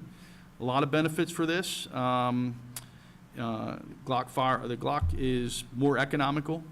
It's an acceptable, cheaper ammunition. For instance, 1 round for 9mm is 25 cents. 1 round for .40 caliber is 35 cents. And it seems to be, you know, I don't know why, when the FBI converts to a new gun, everybody seems to convert to it. They say the ballistics are better, because we used to have 9s. We went away from it. Ballistics were bad. Now they say the ballistics are better. Gunpowder is more efficient. I don't know. But everybody's going to the 9mm now. But I do have to admit, I like I like the Sig Sauer, but the lifespan is getting old, and there's parts in our Sig Sauer that are wearing out that aren't made anymore. And we're having a problem with that. The new firearms will be equipped with Leopold red dot sights systems, Streamlight flashlights. I'm not going to do any of that. I'm going to keep my regular iron sights. I don't need any of that stuff, but anyway. And the Glocks will be interchangeable with other Harford County law enforcement agencies, all of whom have converted to the 9mm. So let's say, you know, I don't want to wish this upon us, but if we have an incident and one officer needs a magazine, runs out of magazines, he can interchange with another officer at the scene of something. Now we cannot do that. So the requested budgeted amount for that is $62,000. Oh, I want to also add that the Glock is a smaller frame firearm. So our officers that have smaller hands have trouble with the Sig Sauer. It's a bigger firearm. I'm anticipating that our firearm scores will go up considerably with the Glock because of this change. So, Chief, how many of the Glocks are we purchasing? Probably, there's going to be a few more than 32, probably like 35, 36. Okay.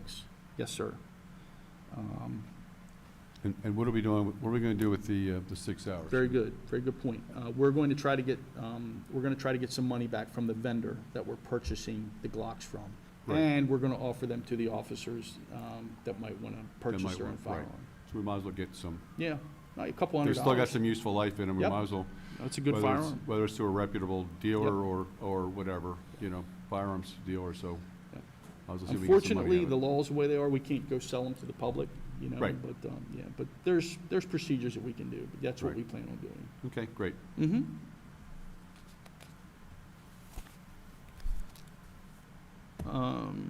Let's see. Body armor or vest, 0515. So, again, this is something that we're reimbursed for this time, and we won't get as much, because what we do is there's two different grants that grant streams that we get funding for this. You can't get them in consecutive years. So you have it's called BARM, Body Armor Replacement something from GOCAP.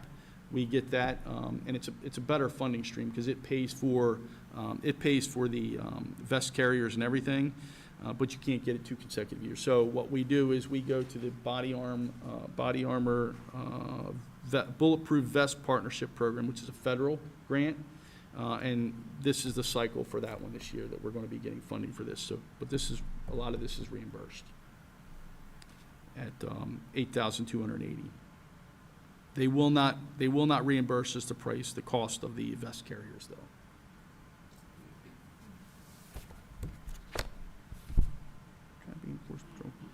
Patrol vehicle accessories, 0570, page 149. Unfortunately, this is not covered by ARPA, correct? This is not. No, it's not. The price, the requested budget amount is $78,000 for this. Lisa and I put a little extra in this because this category and patrol vehicles are very difficult to predict. The prices are up and down, up and down. So sometimes we have a little play with this, and we try to keep our vendor, we try to keep them honest. In fact, one point I questioned, I think it was last year, Lisa and I questioned, we're like, this is ridiculous. So we went to another vendor to get a price, and we told our primary vendor that we were going to do this to keep them honest. And, I got the vendor's quote, and it was within $1,000. It's just crazy. But I still wanted to make sure that our vendor knew that we did that. I blacked everything out so they couldn't see who I got it from. But we try to keep them honest. We want to make sure we're doing the best we can. And if we think that somebody's, not giving us an honest quote, we'll double check it. But $26,000, we're getting three marked vehicles outfitted. With that, you have to get lights, prisoner cages, sirens, speakers, all that stuff. We try to recycle from other vehicles, but, within 2 years, a lot of times they're changing the body styles, and it's difficult for us to do that. So each of those accessory packages is $26,000. Good.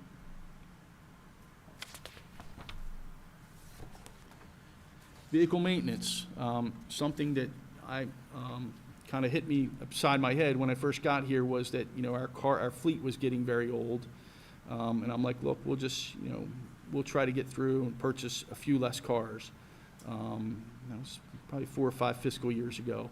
And I found that when we did that, cost went through the roof because we were blowing transmissions, engines, and everything else. So we do our best to try to replace our vehicles every 100,000 miles or 5 to 6 years. Sometimes we'll go over that. And the officers, because it's a take-home program, they keep the cars pretty good. And as a result, our vehicle maintenance costs have gone down. Although some of the cars now, we have to watch it. I'm not going to name the model, but one cost us a lot of money in brakes recently. So I don't. It's not our main, our primary vehicle in our fleet. We only have one of them, thankfully, but it costs us a lot of money. So we keep an eye on which of these cars is costing us a lot. We try not to, go back with them. But Ford is really, they do well. They've got a really good vehicle. I will throw that out there. I'm a Ford person, by the way. But vehicle maintenance, that's remained consistent, but we did have some trouble in the past. One point, I think we were up to like 60,000 one year, which is terrible. And then, I almost skipped over it. I would like to throw this out there for everybody real quick. Do you have a second? I'll throw this.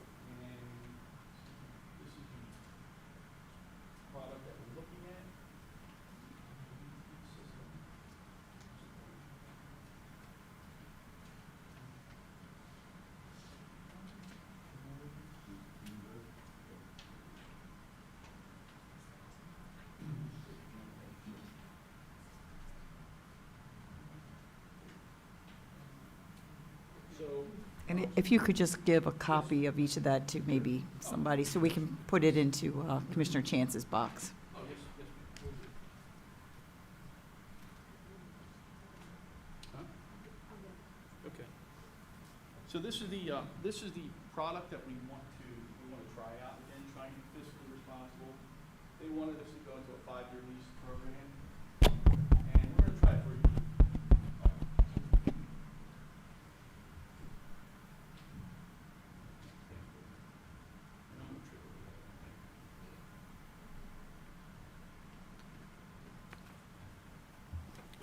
So with the help of then the Director of DES, Mr. Hopkins, they had a really excellent surveillance system, trailer camera surveillance system, the LVTs, and they lent it out to agencies, and we fully capitalized on that, and we used it a number of times in the town of Bel Air. We use it for special events, or we'll park it out in front of our retail establishments. And the clarity in these video cameras are incredible. You can zoom in and get tags, you can get people descriptions, and as you see the statistics on there, it was very helpful in holding some of these people that want to come up and try to victimize us accountable. And I think it's a great crime deterrent. It helps people feel safe when they see that out there. They know what it is. It's got sirens on it. It's got, you can see at night with it, and a speaker on it. It's just a great tool. And we want to lease that for a year, and let's see where we go with it. And what I'm going to try to do, if we like it, I'm going to try to use task force funds, forfeiture funds, and continue with the lease on that.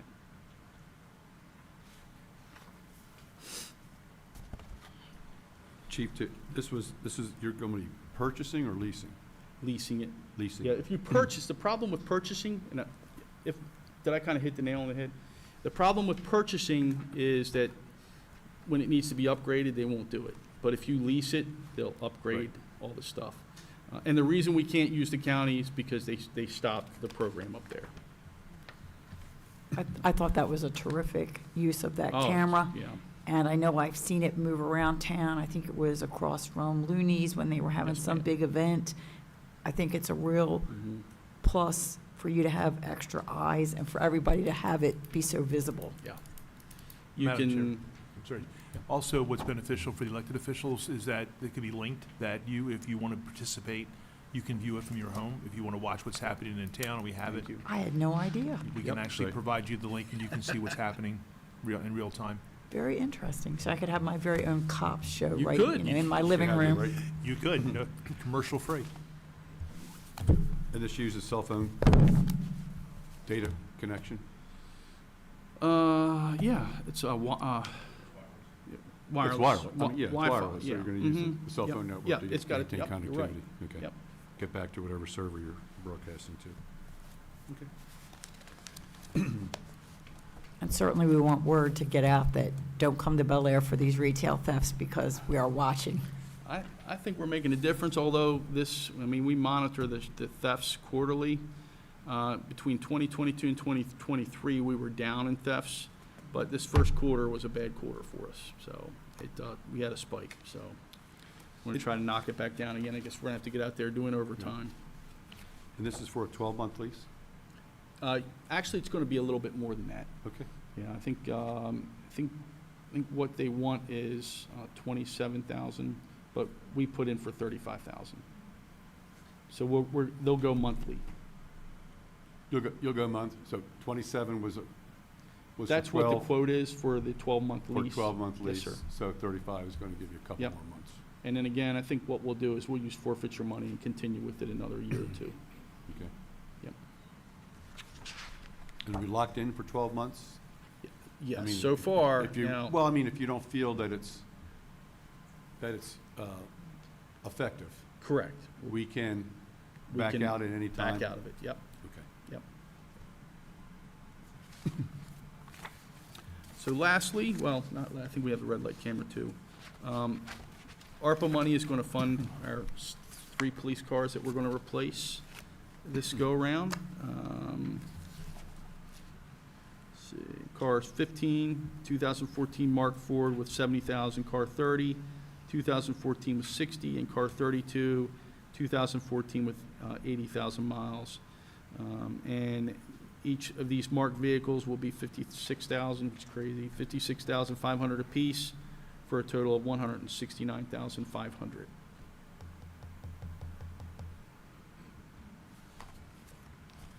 And have the red light cameras too, right?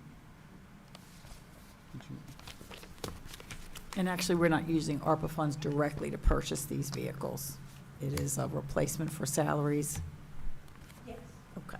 That's correct, and that is, as stated in the line item. I did see that. I just wanted to make sure it was clear. There's that feedback again. That feedback was terrible. All right, and lastly is the red light camera program. Could I ask? Oh, just yes, sir. one- I'm sorry. Since we were talking about that, so would ARPA money be available to pay salaries and cover the cost of the Glocks? Is there any difference between buying guns or buying cars? They probably will not. Buying the guns for any of the grant stuff I found it's really kind of frowned upon by GoCap and by everybody I else. was talking about ARPA. Oh, for ARPA, I'm not ARPA. sure. Yeah. You know? But you're just taking from one line item to pay for another. So you're not saving, we're not saving ourselves any money? No, I'm saying I'm not take it out of the cars. Okay. I'm saying on our ARPA wish list of things that we're going to be evaluating, would the Glocks be eligible to be added to that? Would we have the authority to cover the Glocks as an ARPA project? Yes, but it's not one that I would recommend to you all to do, because 62,000 is a far cry from some of the $100,000 projects that we have, so you're just cutting into some of those projects. The budget is already balanced with paying the $62,000 out of current year revenues. So it's not, answer your question is yes, but it's not something that I would recommend be in the discussions. Because again, it's already paid for with current year revenues, and we already have more projects than we have ARPA money for. So to add to that would not be something I would recommend be part of the Right, discussion. unless I thought that was a higher priority compared to the other things that are on the list. I mean, it's a judgment call. We have the authority to make that judgment, Oh, correct? absolutely. That's why Okay. I'm saying it would not You like be my other projects recommendation. better, but I might not. You're exactly right. Okay. That's exactly right. That's why I said it wouldn't be my recommendation, Right. because we already have multiple projects, or $3 million plus of projects that we don't have ARPA money for. No, I understand it, and that list was composed by other people that were elected previously that are not sitting on this dais right now. Correct. Okay. So just in the general sense, Ms. Moody, we can use money, ARPA money, to replace salaries and then move that money to a project that you wanted to otherwise fund. Correct.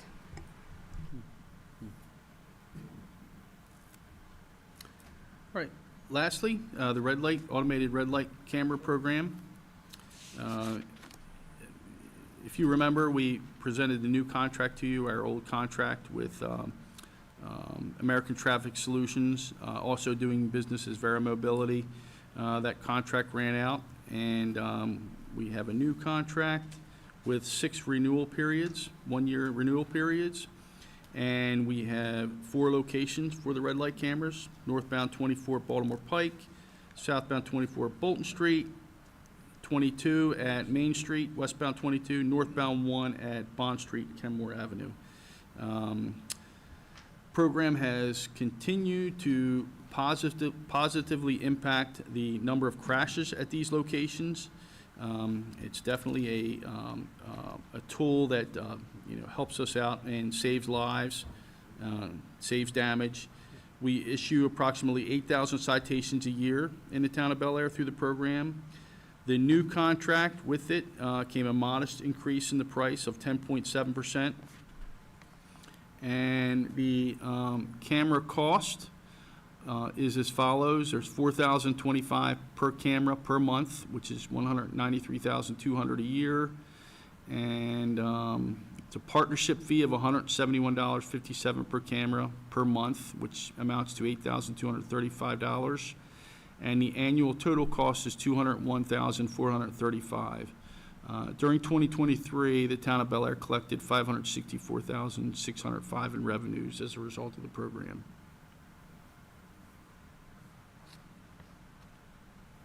And that's it. Any questions? So it looks like the town collected about $581,000 this fiscal year. And it says this took into account their management. So is that net or is that gross? The revenue of 581,250, that's gross. That's Okay. strictly revenue. Gotcha. And then the 201,987 that's budgeted is the cost that is paid for the camera, the back office, and the facility. And just as a note, with the new contract, it is saving about almost $30,000 in costs because of the restructuring of the contract. Thank you. Madam Chair, I had a question on that. Certainly. Yeah, is this the same red light contract that we previously voted on? Yes. Yes, sir. Okay. Yeah. We approved that, right? So Yes. Yes. this information Correct. on how it fits into the budget. Thank Mhm. you. I have two questions about the overall picture of the police budget. The first is for maybe any one of the three of you. I notice that the request versus recommendation is nearly totally balanced, but there is a discrepancy in the insurance section, where the administrator's recommendation is actually higher than the department request. And I was wondering if, either Ms. Moody or Mr. Hopkins could address that. Absolutely. So you're looking at I am looking at, page 132, the medical insurance, that is correct. dental and vision. Correct. So when the initial budget was put together, which would be your requested column, Mm-hmm. we were still talking about the different positions, and were they going to be funded by the town administrator. So once he and I spoke, we left them in the budget. The change in the administrative recommended column is what I mentioned earlier with regard to putting monies in there for single coverage, husband-wife coverage, family coverage. That is strictly the only difference, Okay. is just ballparking or estimating what those additional health, dental, and vision costs would be associated with those positions. And so that higher number is what's in the tentative budget? Correct. Okay. All right. And then what's that, Steve? Oh, sorry. And then Chief Moore, Mm-hmm. when thinking about this is sort of a qualitative question, really. When thinking about this budget, is it your assessment that this really accurately meets the needs of the police department? Is there anything that you think, budgetary constraints aside, just speaking solely as chief of police, that you feel we could be doing better, differently? What is your take on the outlook for the next year for the police department? I'm very happy with the budget this year. Yeah, I think it's fiscally responsible, and there's some things in there that we're getting that we didn't get in the past. So I'm very happy with it. Great answer. Yeah, I appreciate that. Mm-hmm. My question, Chief, is could you send us all via email later your current organizational chart and then what it would look like with your proposed changes ma'am. with Lieutenant? Yep. And my other question was going to be, what's your biggest challenge for the police department, you think? Biggest challenge, I think just navigating this legislative stuff that's out there right now. I think All the that's- additional things Yes, that you have yes, to ma'am. do as a police department to Yes. maintain Yes. certifications? Public Information Act requests are coming in, and more complaints are coming in, and I guess the deletion of the law enforcement officers' Bill of Rights, all that kind of stuff. It's just been a entirely new learning process for people in the command structure. It's hurt our ability to recruit, that kind of thing. And that's definitely the biggest thing that we're dealing with right now. I would imagine that that would probably be the answer of most chiefs of police Yes. or police officers if you ask them. I know you've done a terrific job with managing to recruit a really terrific workforce Yes. here in the town of Bel Air, despite the challenges of other places having a higher pay scale. And It's the community, it's all of us. it's I think a much we just have a different great job, I family. think, here in the town of Bel Air than it would be Yes. in a larger, more urban jurisdiction. It is a nice, small town feel Yep. still. I see the kids crossing the street to St. Margaret saying, "Hi, Officer Kraus," good Mhm. morning. All the parents do. It's really, really kind of, and they ask about him when he's not there, so it is They really love kinda Officer nice. Kraus. They do. They do. All right. He's one of them. He is. He is, and he does the Explorer, so, Yep. he's out there with that age group. All right. I think the owning that camera will be a huge asset to the I do town. too. Yep. All right. Anybody have any further questions for? You brought up a good thing about the changing environment. Do you feel that you have the necessary training budget to keep all your officers up with all the changes in the legislative and all that? I do.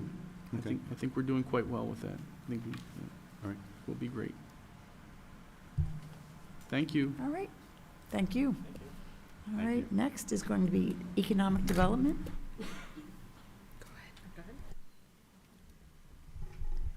Good evening. I'm here this evening to present the FY25 Economic Development Budget request for your consideration. I'll be reviewing only our accounts which reflect changes, though I'd be happy to answer any questions on any of the other accounts that we may have. Of our department's 8 operations accounts, we are proposing 3 accounts to be flat funded, a slight decrease in 2 of our accounts, and a slight increase in the remaining 3. As you'll see, efforts have been made by our department to decrease where feasible, and the net total increase to our department, excluding funding requested by the Bel Air Downtown Alliance, which does show up as one of our accounts, is less than $1,000. The first 12 accounts listed in your budget book on page 76 for economic development are related to salary and benefits and will be presented by the finance and administration departments. So we will jump ahead this evening, ahead of that salary and benefits section, to our budget justification pages, which begin in the middle of page 82, to review the accounts that are significant in our budget or reflect either an increase or decrease. Again, if you have any questions on accounts that I skip over and don't mention this evening, I'd be happy to answer them.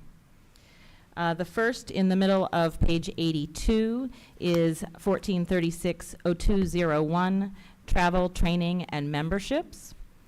This account is used for 4 economic development staff members for expenses related to trade shows, conferences, meetings, seminars. It also includes items such as travel during the legislative session for economic development, tourism, and arts days in Annapolis, and for our membership in professional organizations locally, statewide, and in the country. In FY25, this funding will cover the cost for our economic development coordinator, who is new to our team since the last fiscal year budget. Will allow her to attend a comprehensive economic development training by the Maryland Economic Development Association. And for FY25, we have adjusted our budget request to accommodate changes made to the structure of the MML conference fees to allow for our staff to attend training relevant to municipal employees, as well as to staff the booth at that annual conference. Overall, we've seen an increase in hotel costs, mileage costs, and class fees, but we've been able to take advantage of some online training opportunities for our staff, which have minimized those travel costs in recent years.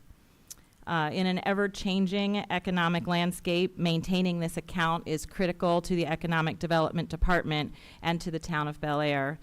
The requested amount for this account is $12,950, which reflects a $450 increase this year. Any questions about this account? No? The next account is 0303. That's the Business of the Year account. This account is used to support the Bel Air Annual Awards event and includes expenses related to invitations, programs, the actual awards that are given out, and catering for that event. As I'm sure you're aware from going out to eat or even to the grocery store, catering food expenses have increased in the past several years. For FY24, we actually budgeted a $600 reduction in this account, and we found that was unsustainable in order to accommodate what we needed for that event. And therefore, we are requesting a $500 increase to $6,500 for fiscal year 25. The next account is our largest account, 0315. That's Marketing and Public Relations. Listed at the bottom of page 83 in your budget book, again, our department's largest account and essential to help us promote the town. Its events, its businesses, its services. This account is used across many initiatives, including trade shows, print and digital marketing, video production, photography, brochures, branded items, visitors center literature, and sponsorships. Our department relies on this account for marketing for local shop local campaigns to support our business community, for our award-winning business incubator facility, Armory Marketplace, for promoting the Bel Air Arts and Entertainment District, and it has also allowed us to enhance the website features for prospective business owners looking for more information about businesses and locations to locate their business in the town of Bel Air. For FY25, an additional expense will fall into this account to accommodate changes made to the structure of MML booth fees. In the past, MML booth registration has been part of the commissioner's budget. It has been moved in FY25 to this account after consideration by the town administrator, the director of finance, and myself, as our department does coordinate the booth for the conference and staffs that booth. This account has been reduced over the years from $50,000 as recently as FY20. Part of the reason for that is a shift away from all print ads to some digital ads. We do a mix so that we make sure that we reach all demographics in our community. We want to make sure that the things that are going on in Bel Air, whether they are events or services, things about shopping local, are promoted to everyone, all of our citizens. And with an eye toward ensuring that a positive message is at the forefront for the town of Bel Air and that our department has the resources that we need to successfully market the town, the requested amount for FY25 is $40,000.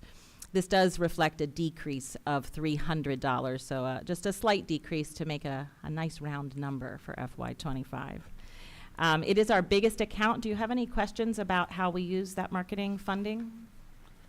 No, I was going to ask about the reduction, and you're saying to help, you're advertising less in the print, but you also took up the MML We did. mission in that, and it's still a decrease. It is. Was print that much of a cost? Print is a very large cost.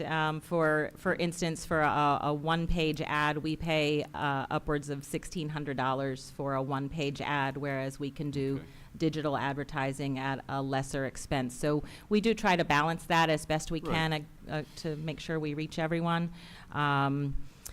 I will say that $40,000 figure we came to prior to the not prior to shifting MML here, but MML raised their booth rate from $295 to $1,000 after I gave the $40,000 figure.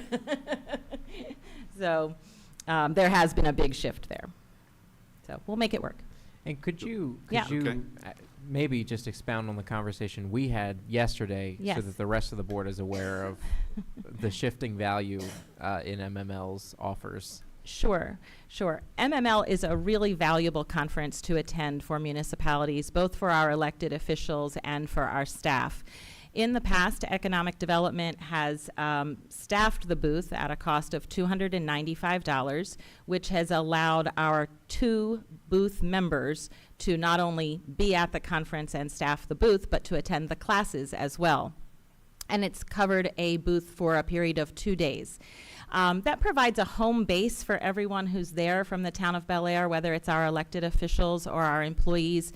It's a place for us to gather, to have other companies that are there exhibiting, bring us information. For instance, our Director of Public Works, Steve Klein, often doesn't attend that conference, but I bring back a lot of contacts for him of companies interested in doing business with the town of Bel Air. The same with Josh Forth, our IT manager. So it's great to have a presence there. MML changed the structure this year from a space in the expo hall for $295 to that same space for $1,000. Or we could have the option of having a 1-hour booth for $500 on Tuesday afternoon from 4 to 5 o'clock. That conference, which starts on Sunday, by Tuesday afternoon at 4 to 5 o'clock, people are kind of checked out. So while I wish them much success with that change, the town administrator and I had a conversation, and also I did outreach to other towns to find out what they were doing. And we opted for this year to stay in the expo hall for the additional cost and to see how it goes. If we observe that Tuesday afternoon shift is a really successful event, we'll be able to do that next year.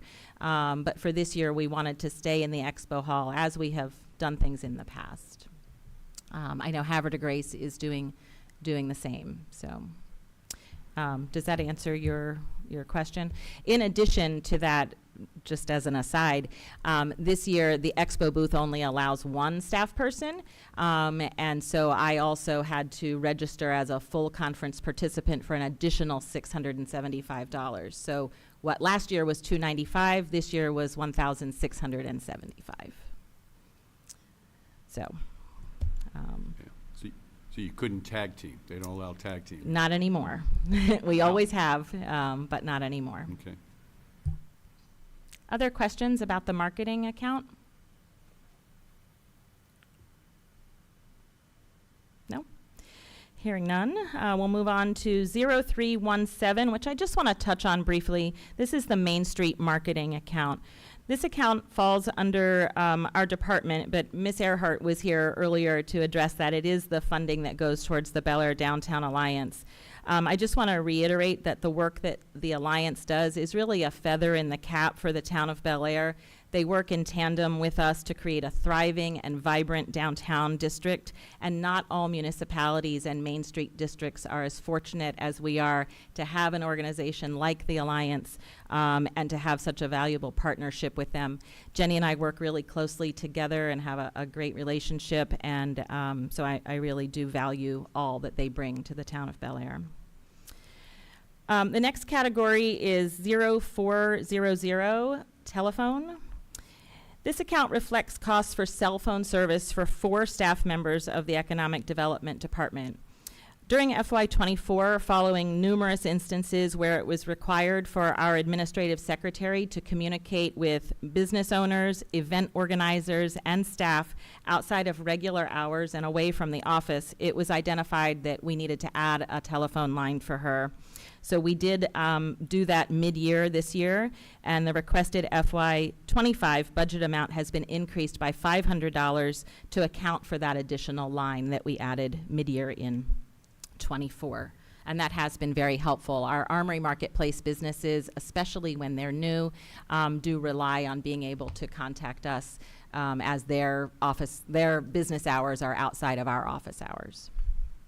May I ask a question? Of course, yeah. Is this an additional cell phone? Correct. Not an additional VoIP line? Not a voice over internet protocol line? No, it's an additional cell phone and the service associated with that. So everything operates with individual cell phones? There's no platform of like a VoIP with a cell phone link? No. Okay, thank you. Yep. Our next account is 0500. That's our supplies account. This account is used to cover the cost of all of our department supplies, including general office supplies, stationery, business cards, coffee and refreshments for any committee meetings, or other miscellaneous expenses to support our administrative operations. The requested budget amount in this account has been decreased and is $2,750. We found that that was an area, since we were requesting increases a few other places, that was an area we were able to cut just a little bit. That concludes the review of accounts that have a change for the Economic Development Department. Any questions about any of the accounts I covered or any of the ones that I did not, that are flat funded? So I have a question, Yes. and this will get back to the presentation that we heard earlier. Mm-hmm. I understand 2023, our contribution to Alliance Marketing, I'm looking at the chart that Lisa provided, was $20,000. 2024, that went down to 15. Mm-hmm. We're proposing a moderate increase to 16.5. Mm-hmm. Could we just talk about the thought process behind those numbers and how they were derived? Sure. So in 2023, we used, there's an asterisk there beside that, that the increase was solely due to ARPA. Sure. So there were 3 organizations, the fire company, the Alliance, and the Bel Air Rec Committee, that we decided to give them a one-time kind of infuse of cash related to our ARPA funding. However, we did tell each one of those organizations, I think you heard it from the Bel Air Volunteer Fire Company, that that was a one-time bump, and we would be coming back down to the level before that year, and then any types of increases since then. We, as you can see, and that's what this is really helpful historically, just to see, you know, what the town has provided all of our nonprofits. So with regard to the Alliance and the marketing, we are proposing to increase in fiscal year 25 to 16.5. That's a 10% increase from 15,000. So when, you know, Annie and I discussed it, as has been historically in the past, we've not fully funded any really organization's request. It's been the slow kind of iteration to, based on, you know, the funds that we have, but also being cautious not to fund too much because you just don't know what's over the horizon. So a 10% increase is actually more than some nonprofits are receiving.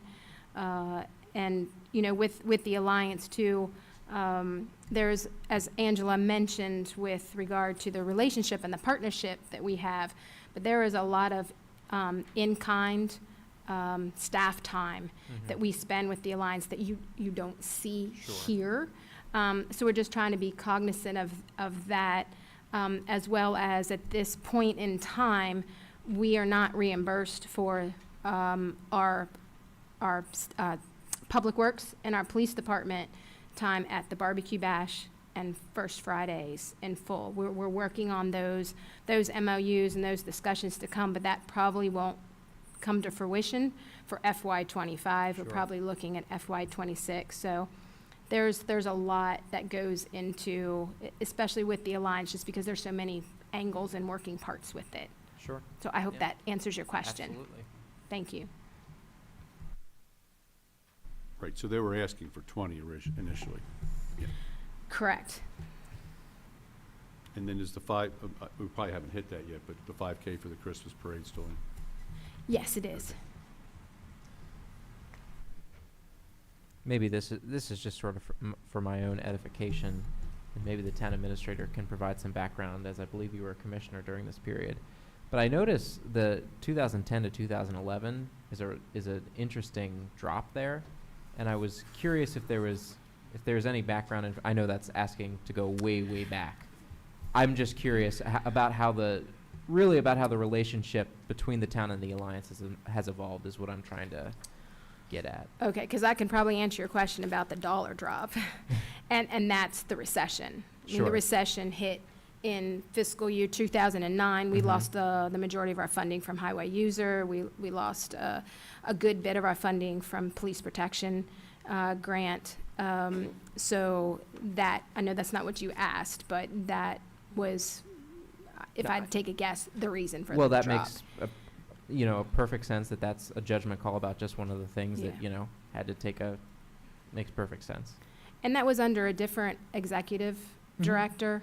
I mean, Angela can probably speak to this much better than I can, but I think with Jenny at the helm, it's a much better relationship, I think, with the town. It's open communication, open discussions, it's a partnership.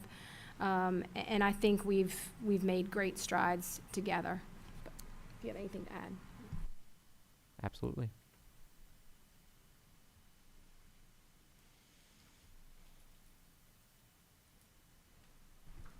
Anything further before I move on? Moving on. Do you need to introduce that, or can I go? Cultural arts. The next accounts that I'll review are for the Cultural Arts Commission.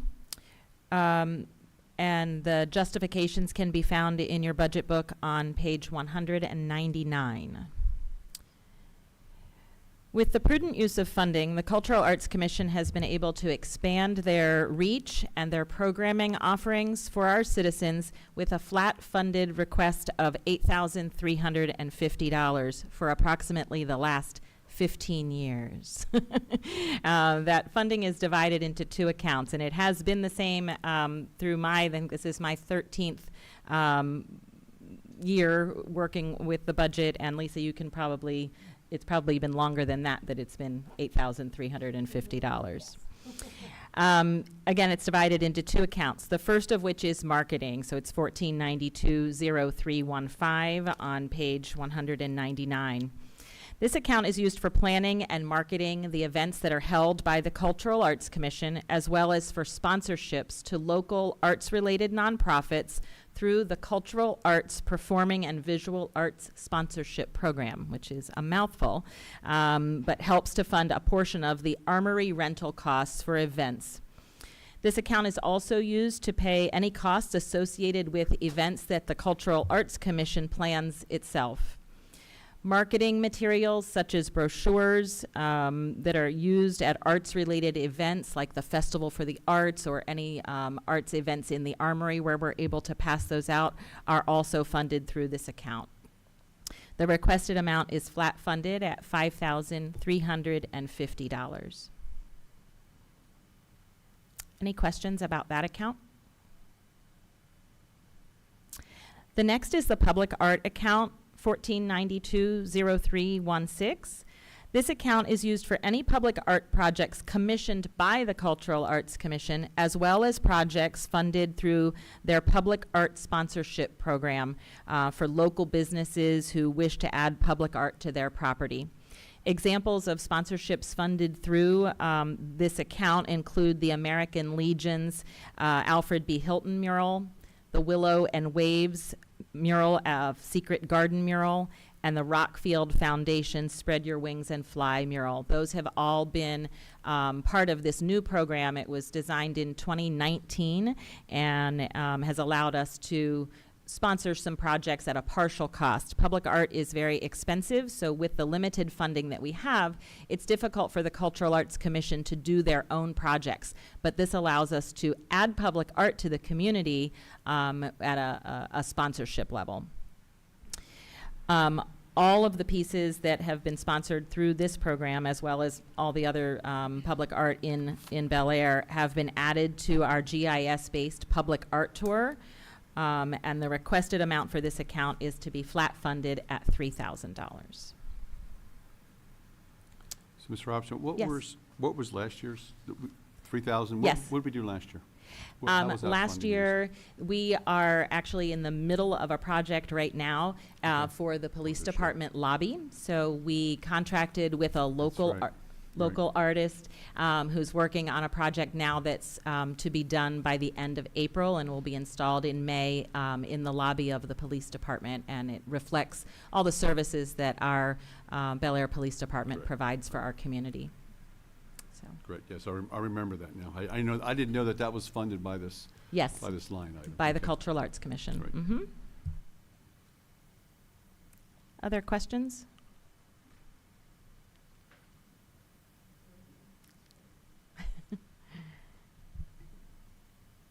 Thank you. So there really isn't anything to go over additionally, unless you all have questions regarding the Christmas parade. That is on page 188.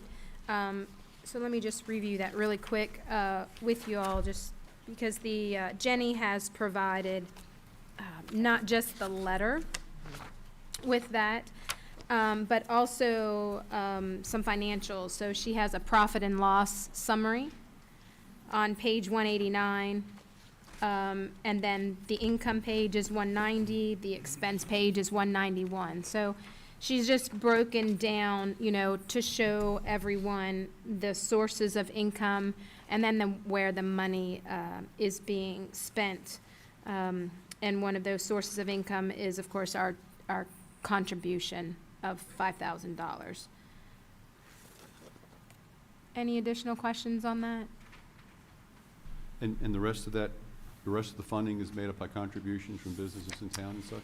Yeah, so, you know, on page 190, she has band sponsors, the performer sponsors, panel sponsors, cocoa Right. and cookie sponsors, which is important. Absolutely. So, yes, various sponsors at where the need is, as well as some minor payments from the food trucks that participate. Right. And again, this is in coordination with the Economic Development Department and, of course, Mike Blum. Right. Can't forget Mike. Well, I think it's a great event we have in town here for the Christmas parade and all, and it's, if we think the 5,000 is enough, I mean, it's been pretty flat for several years, right? It has, but if you look on page 189, Right.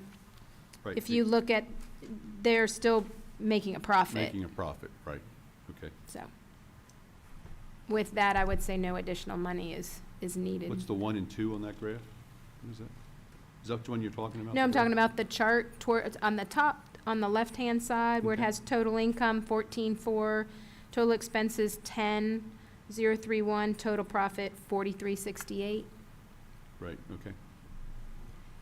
If I can just add to that, our department works closely with Mike Blum and the Downtown Alliance on the Christmas parade, and it is a wonderful event, a really nice small town community event. We get a large number of people that attend, and it really would be difficult to do without the help of the Alliance and with this funding. So it really makes it a great event for the whole community.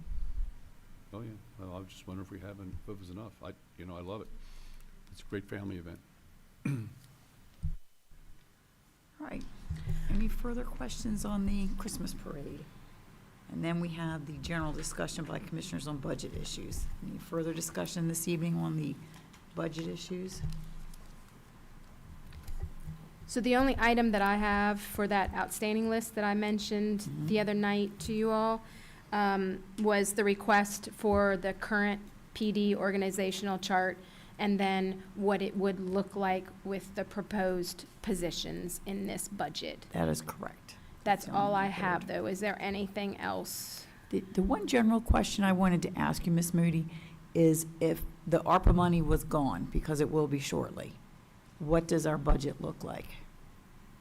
If Will our- we still be able to keep the lights on, pay all the salaries, benefits? Oh, certainly, because Okay. the ARPA money's not, it's not really going to operational. Correct. We're using it for one-time only Absolutely. expenses. Absolutely, yes. You know, and that is obviously someplace that could have gotten us in trouble if we started Yes. to use the ARPA money for daily operations or the routine operations. So no, we have only used ARPA strictly for one-time capital type of projects. Just wanted to confirm that. Thank No you. worries, I understand, and you're absolutely correct. And we were very careful to use it for one-time only projects. Yes. Even though we sometimes have moved the shells around Right. on the board a bit, we still have enough to pay everyone and Mhm. keep the operation moving. Yes, ma'am. Okay, thank you. Anyone have any further questions or comments? Yeah, just about the process. Mhm. Being the first time going through the budget. I mean, if you want to make adjustments or whatever, I mean, is that done now? Is there, after we hear everything, then we have how does this, have a meeting at the culmination to say, do we want to move some funds here, or about, how does all that work? That's a good question. So, as we move through the budget process with these meetings, this is one reason we have the outstanding budget item list. So it's really to try to keep a running list of issues that you all have, requests that you want of the department heads, but also if there's something that you're thinking of, well, I think I'd like to do this and not that, Whatever. types of things, then we put them on that outstanding list. As we go through. As we go through. Okay. And then generally what happens, and this is how it's happened every year,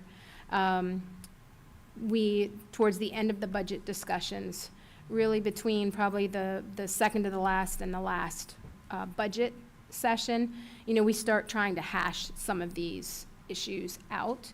The Okay. last budget session is where we need to hash these budget issues out. We need Yeah, to come to finalize. terms with what you all want to do, whatever types of amendments, if any, that you all want. One of them also being, the cost of living for the employees. We've always asked for an unofficial decision, and the reason for that is because it's right now housed in one miscellaneous account. And so before the final budget gets prepared for you at that Monday meeting in May, I have to move that and spread it all out to all the departments. Any types of amendments that you all have, I need to prepare for you all ahead of time. So what we've done, again, in the past is, because of those discussions, the budget, the final budget has included amendments that you all have, again, unofficially, made a decision on. So for instance, after our meeting so far, and we're kind of early on in the budget with a lot of things that I think are not things that you can really tinker with too much. If you said, for instance, that we don't think we want to spend $36,000 on the new camera. So you might mention it now, and, it's like a soft idea. Or you want to Correct. fully fund the Alliance's $20,000 budget request. Then it's something we have to think Right. about to find that extra money Yeah. somewhere That was else. the So thing it's I said. kind of a, If I want to plus up something, correct, can you find the money? It's like, correct. Well, we have to find the money. Well, yeah, but I mean, it's like you take, 2,000 out of here. Correct. You go in and look at, Yes. you rob a couple Right. budget Yes. lines to pay Exactly. the. But the budget lines that are harder to rob are the big numbers, which is all the salaries and The salaries, benefits, yeah. because that's all tied up in, Those- right. it would Those be are the much more guys' difficult. dues. And I don't think I would, while we could do it, I don't think I would want to present Ms. Moody with like a $400,000 swing at the end of May.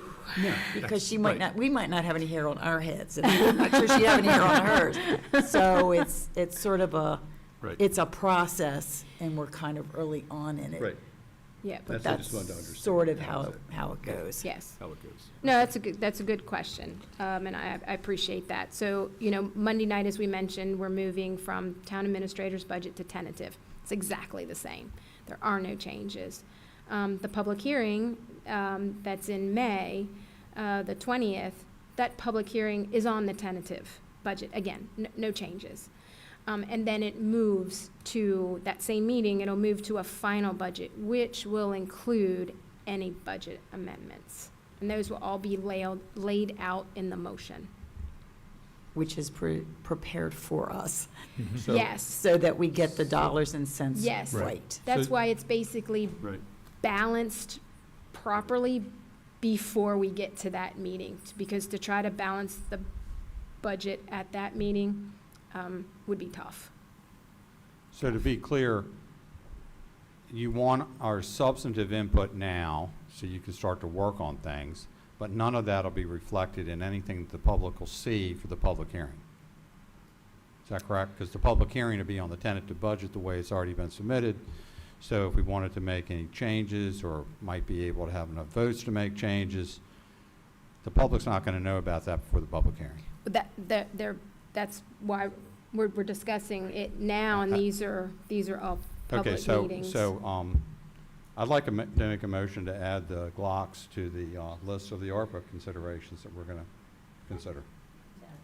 The Glocks, the guns, the $65,000. I'd like to make a motion on that, Madam Chair.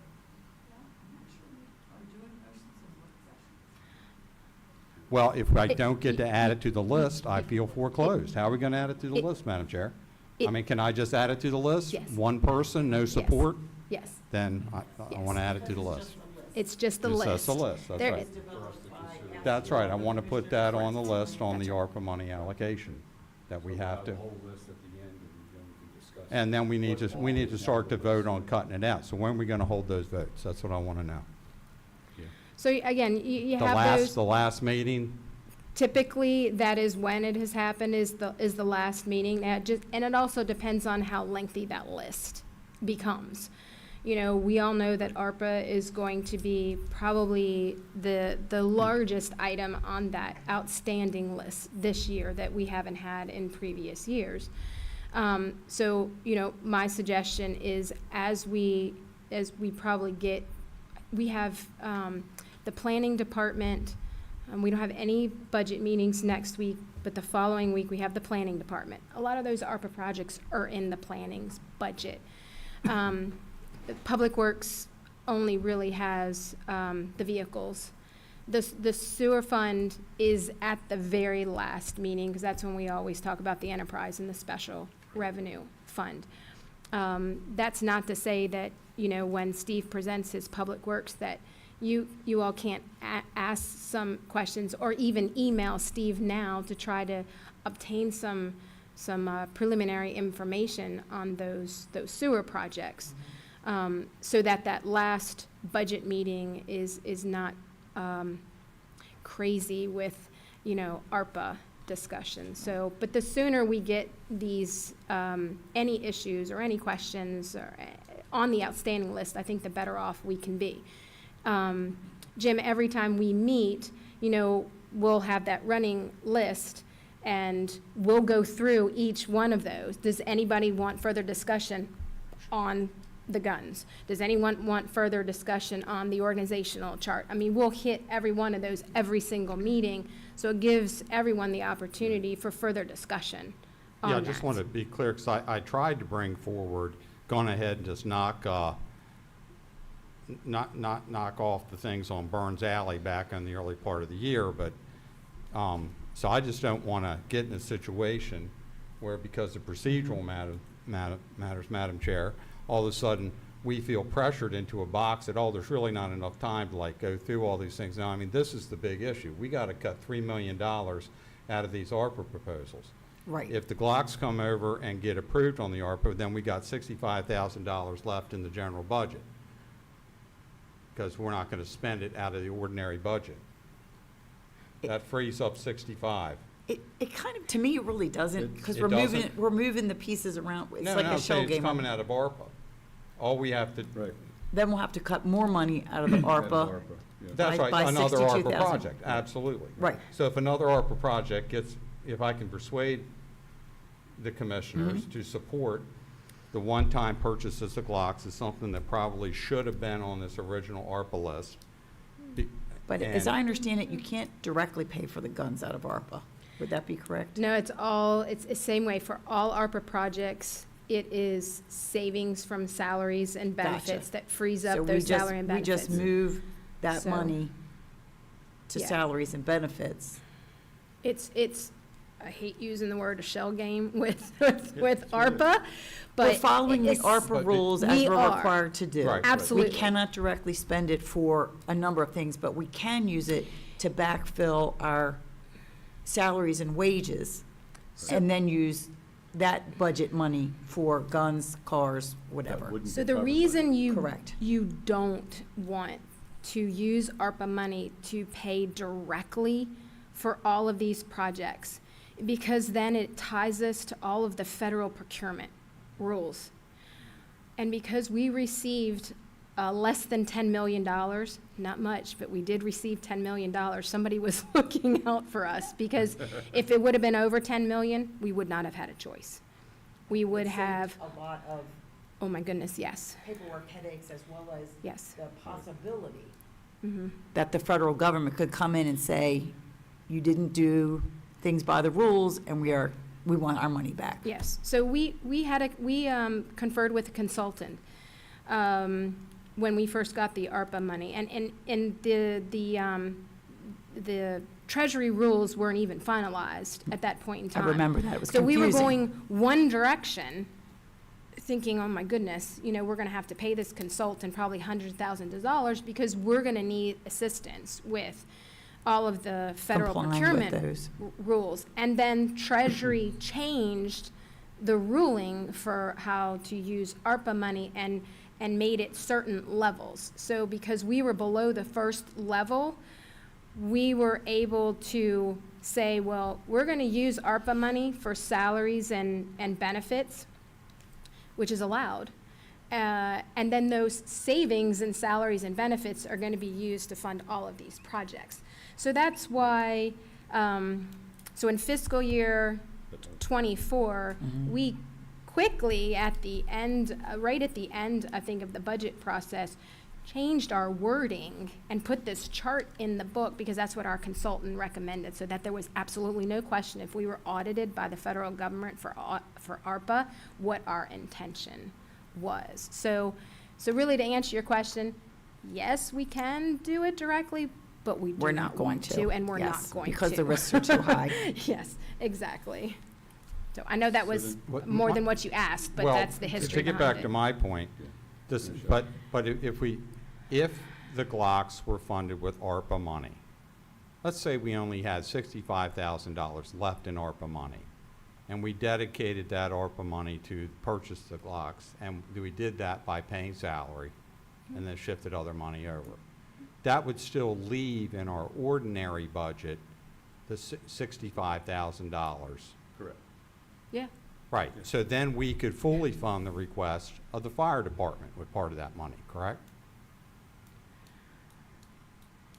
you could do with whatever you wanted to do. Okay, but for example, we could fully with fund the it. fire department's request. But but one thing that you want to keep in mind with that is the guns are a one-time purchase. I understand that. I'm not asking for a comment on that. I'm just asking for the answer to my question. We could then take part of that money and fully fund the fire department's request. We have the power to do that. Yes, Okay. Not asking whether you think it's smart or not. Number two, we could fully fund the Alliance's request for their $20,000. yes. Okay, thank you. But I do want it entered into the record that we could only fully fund it for the time as far as the money is freed up. And I will ask you, Lisa, that we can, this is a one-time thing, and we can only do it insofar as we have other money to free up, correct? Correct. So you're talking about using the 62,000 towards reoccurring expenses instead of Right. a one-time Right. expense. Yes. So we would have to then turn around at some point and tell these groups, well, we may have to hit you with another decrease. Right, which Okay. I'm not sure you really want to do. Yeah, Well, I we've done just, it before. In Yeah. fact, Right. we've done, they did it before. No, I- Specifically with ARPA money, did a hit and said, but we're gonna draw it. I'm with you. I think that Yeah. all, Whatever we wanna- all views on that should be in the record, and it's a conversation we'll have to have. Sure. Because I think there are different ways to look at it. Okay. Okay. So on the timeline, though, so we're going to get through the budget process, going to have an open hearing, and the review process, we're going to have a public hearing, public can comment, but we haven't really hashed out what we think, what the amendments should be, or we haven't told them, like, in other words, we got, we got to cut 3 million out of the ARPA fund. We have projects that are totaling 6 million, and we only got 3 million in ARPA. We won't have made that determination yet until after we've had the public hearing, through the motions. Is that correct? Well, we have been taking, that's the official advertised public hearing, but we take public comment on whatever issues are before us at the meeting Right. where we vote, or that has been our practice. Yes, but I'm saying but if we have to hack out X number of projects, we won't do that until after the public hearing on the tentative budget? Is that correct? Well, you certainly can You discuss, understand what I'm saying? you can discuss anything within the budget during the board meetings under commissioners' comments. So that's something that you all can bring up, anything that's in here to discuss amongst yourselves at either one of those or both of those Right. public hearings. But when it comes to the amendments, no, it won't be until the final budget. And the amendments won't really be,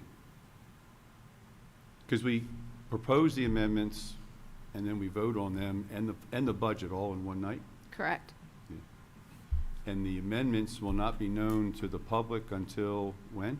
That night? Correct. That's all. I just thought that was kind of Well, little if I poor could- timing, that's all. It's Yeah, pretty quick. If I Yeah, could, that was my point. if I could Yeah, interject, just, these meetings are live streamed, everything's public right now, and if you have something you want to change or something that's in your mind procedurally, the commissioners have always discussed it in the work sessions and in the town hall meetings. So if you know there's something you want to change, please tell us now, and then whether or not I'm not understanding whether or not you think it's public or it's not public. I mean, these are public, and if you have something Right. you'd like to discuss, let's get it in the minutes immediately so the public can be fully transparent and, Yeah. and, Yeah, and I'm that, just and trying to we think can through get that on the process. website. Yeah, I'm just You trying know, to think through the process. and as far as the procedural, I know one of you mentioned voting, when do we start voting on the amendments? In the past, I've observed the commissioners, work through the items on a as a consensus basis, perhaps, and they hadn't voted each individual item one at a time during these work session meetings. Clearly, there's always agreement and disagreement. There's a debate back and forth on which items you think, and that it ultimately does boil down to what Lisa Moody's describing is a final budget that's voted on, but the public can view and participate in that debate. Right. And if you'd like to add public comment into these sessions, we can do that. I certainly don't want anybody to think that there's a lack of transparency. And if we need to increase that transparency, I'll do everything I need to do to make that happen. I was thinking maybe we should, on our next agenda, whether it's a work session or even our meeting on Monday, is to put on the ARPA money. So we can, have some time to discuss the ARPA money. Monday might not be terribly good because we have some interviews scheduled.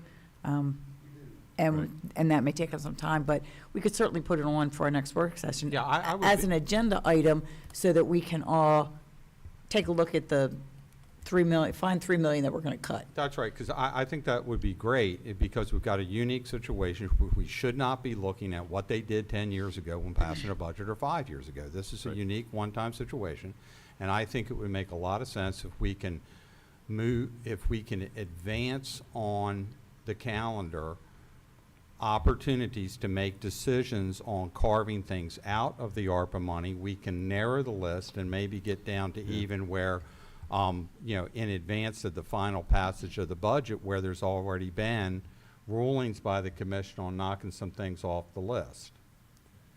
Because the balanced budget assumes we've done our job of whittling it down. And so we've got a lot of whittling down to do.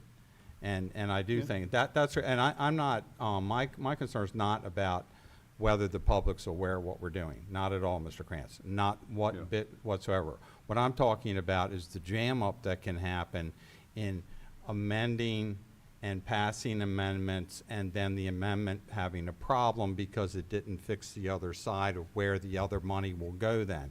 Because if the amendments move things around, so, and I was using the Glocks as an example, if that moved, and it could be a number of other issues in the budget that could have happened, you know, with. I mean, you know, whatever it would be. But if one thing on the ARPA decisions presses out numerically something else on the budget, that's the kind of thing we wouldn't want to be dealing with, and I'm certainly the Director of Finance wouldn't want to be dealing with the final night of the passage of the budget, number one.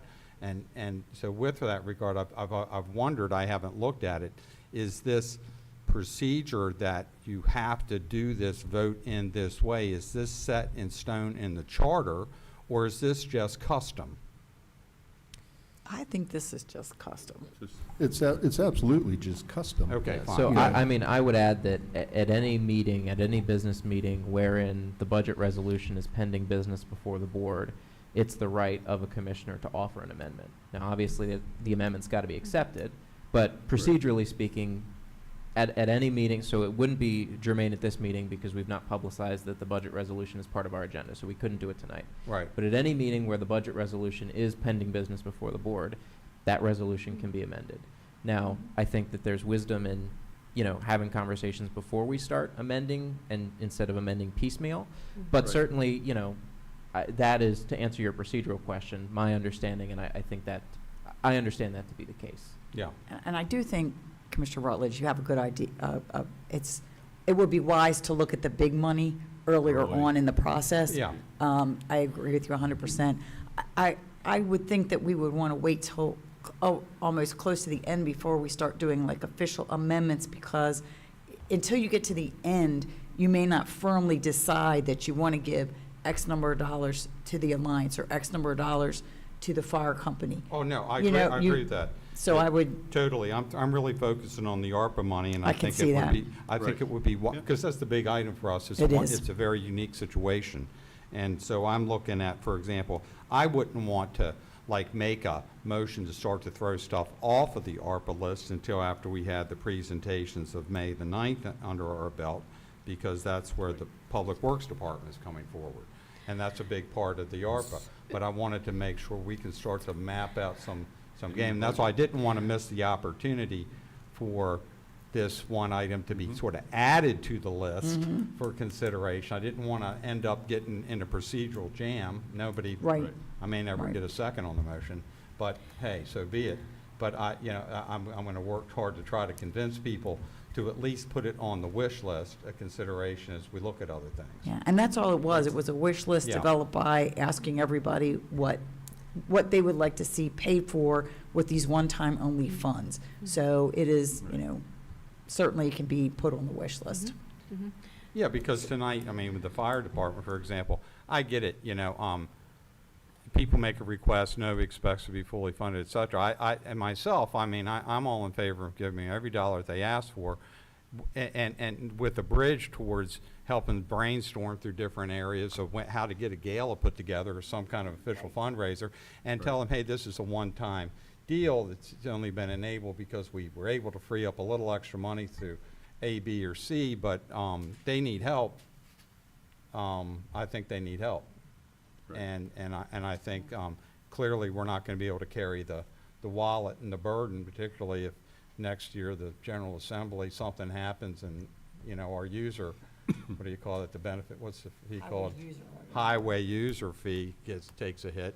You know, then we're absolutely going to be scrambling. None of these things are the creation of future expectations, but I'm just looking at a way to try to, while we have the opportunity, give a couple of these, you know, things, the Alliance and the fire department, a little extra boost that we otherwise wouldn't have done. And that's why it just came to my mind tonight looking at it. Sure. You know, Right. and that's why I wanted to bring up the procedural, how will we Yeah. So if I how do we understand you get from A to correctly, Z? Yeah. you would like to consider giving an extra boost to the fire company this year using ARPA funds? No, I'd like to use some ARPA money to pay for the Glocks, because that'll free up money for us to be able to give them a one-time boost. Okay. Ms. Moody? Yes, ma'am. So, what I'd like to suggest, if I may, at our next budget session, on April the 23rd, the planning department is presenting at that meeting. So that's not a work session, that's just a budget session. Planning department is presenting, and the majority of the projects, I'm talking about numerous projects, are in the planning department. With regard to Public Works, on May the 9th, Steve just has vehicles on May the 9th. So they're not like the projects that Kevin's gonna have to present. I know that Steve is out of town on April the 23rd.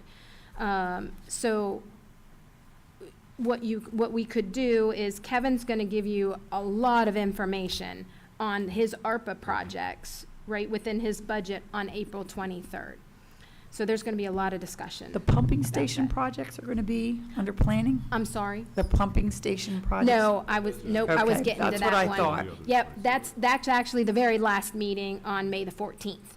So we don't want to wait that long for Steve to provide you with information. So my suggestion would be, at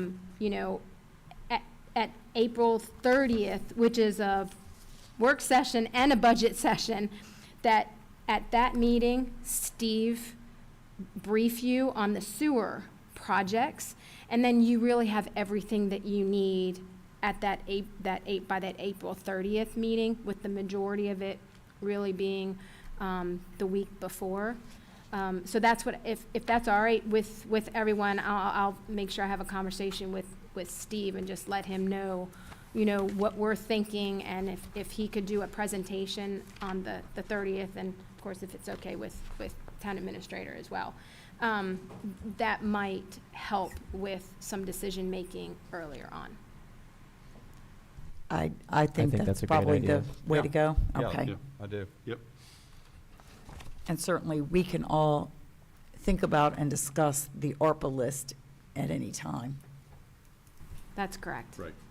So maybe I will review the ARPA list for our next meeting so that we can, be a little more prepared to discuss that. Mhm. See if anything Mhm. jumps out at anybody.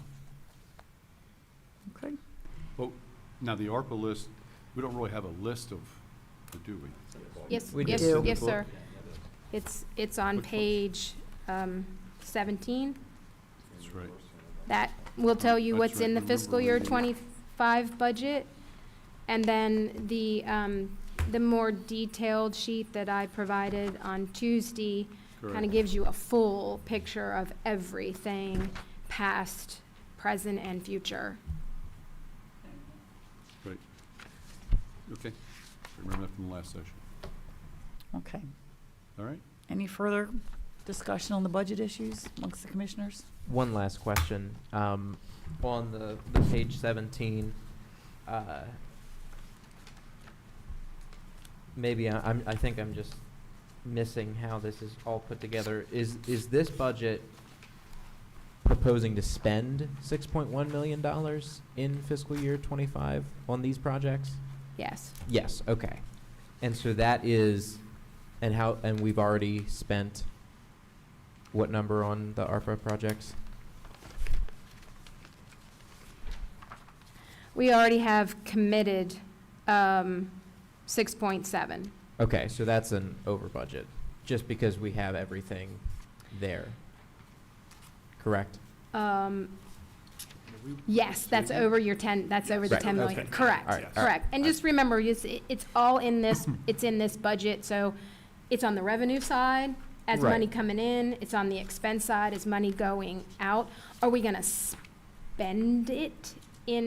physically spend it in 25? No. No. We will not. We're gonna obligate it or Sure. commit it so we meet the December 31st deadline. Right, and I'm completely on board there. Okay. I just want to make sure that I'm understanding that this list needs to be cut, because it Correct. does go over. This That's list that's in the absolutely budget right. needs to be cut. All right, Yes, I'm sir. with you. You got it. Right. It was our opinion, Commissioner Taylor, that we felt those decisions are best made by the board. Sure. Lisa and I talked about them in depth, but reality is it comes down to what the commissioners want as opposed to what she and I want. So you're absolutely right in your assessment. No, and I applaud you for taking that stance. I appreciate it. All right, anything Okay. else? No? Nope. All right, do I have a motion to adjourn? So moved? Second. All in favor? Aye. All right.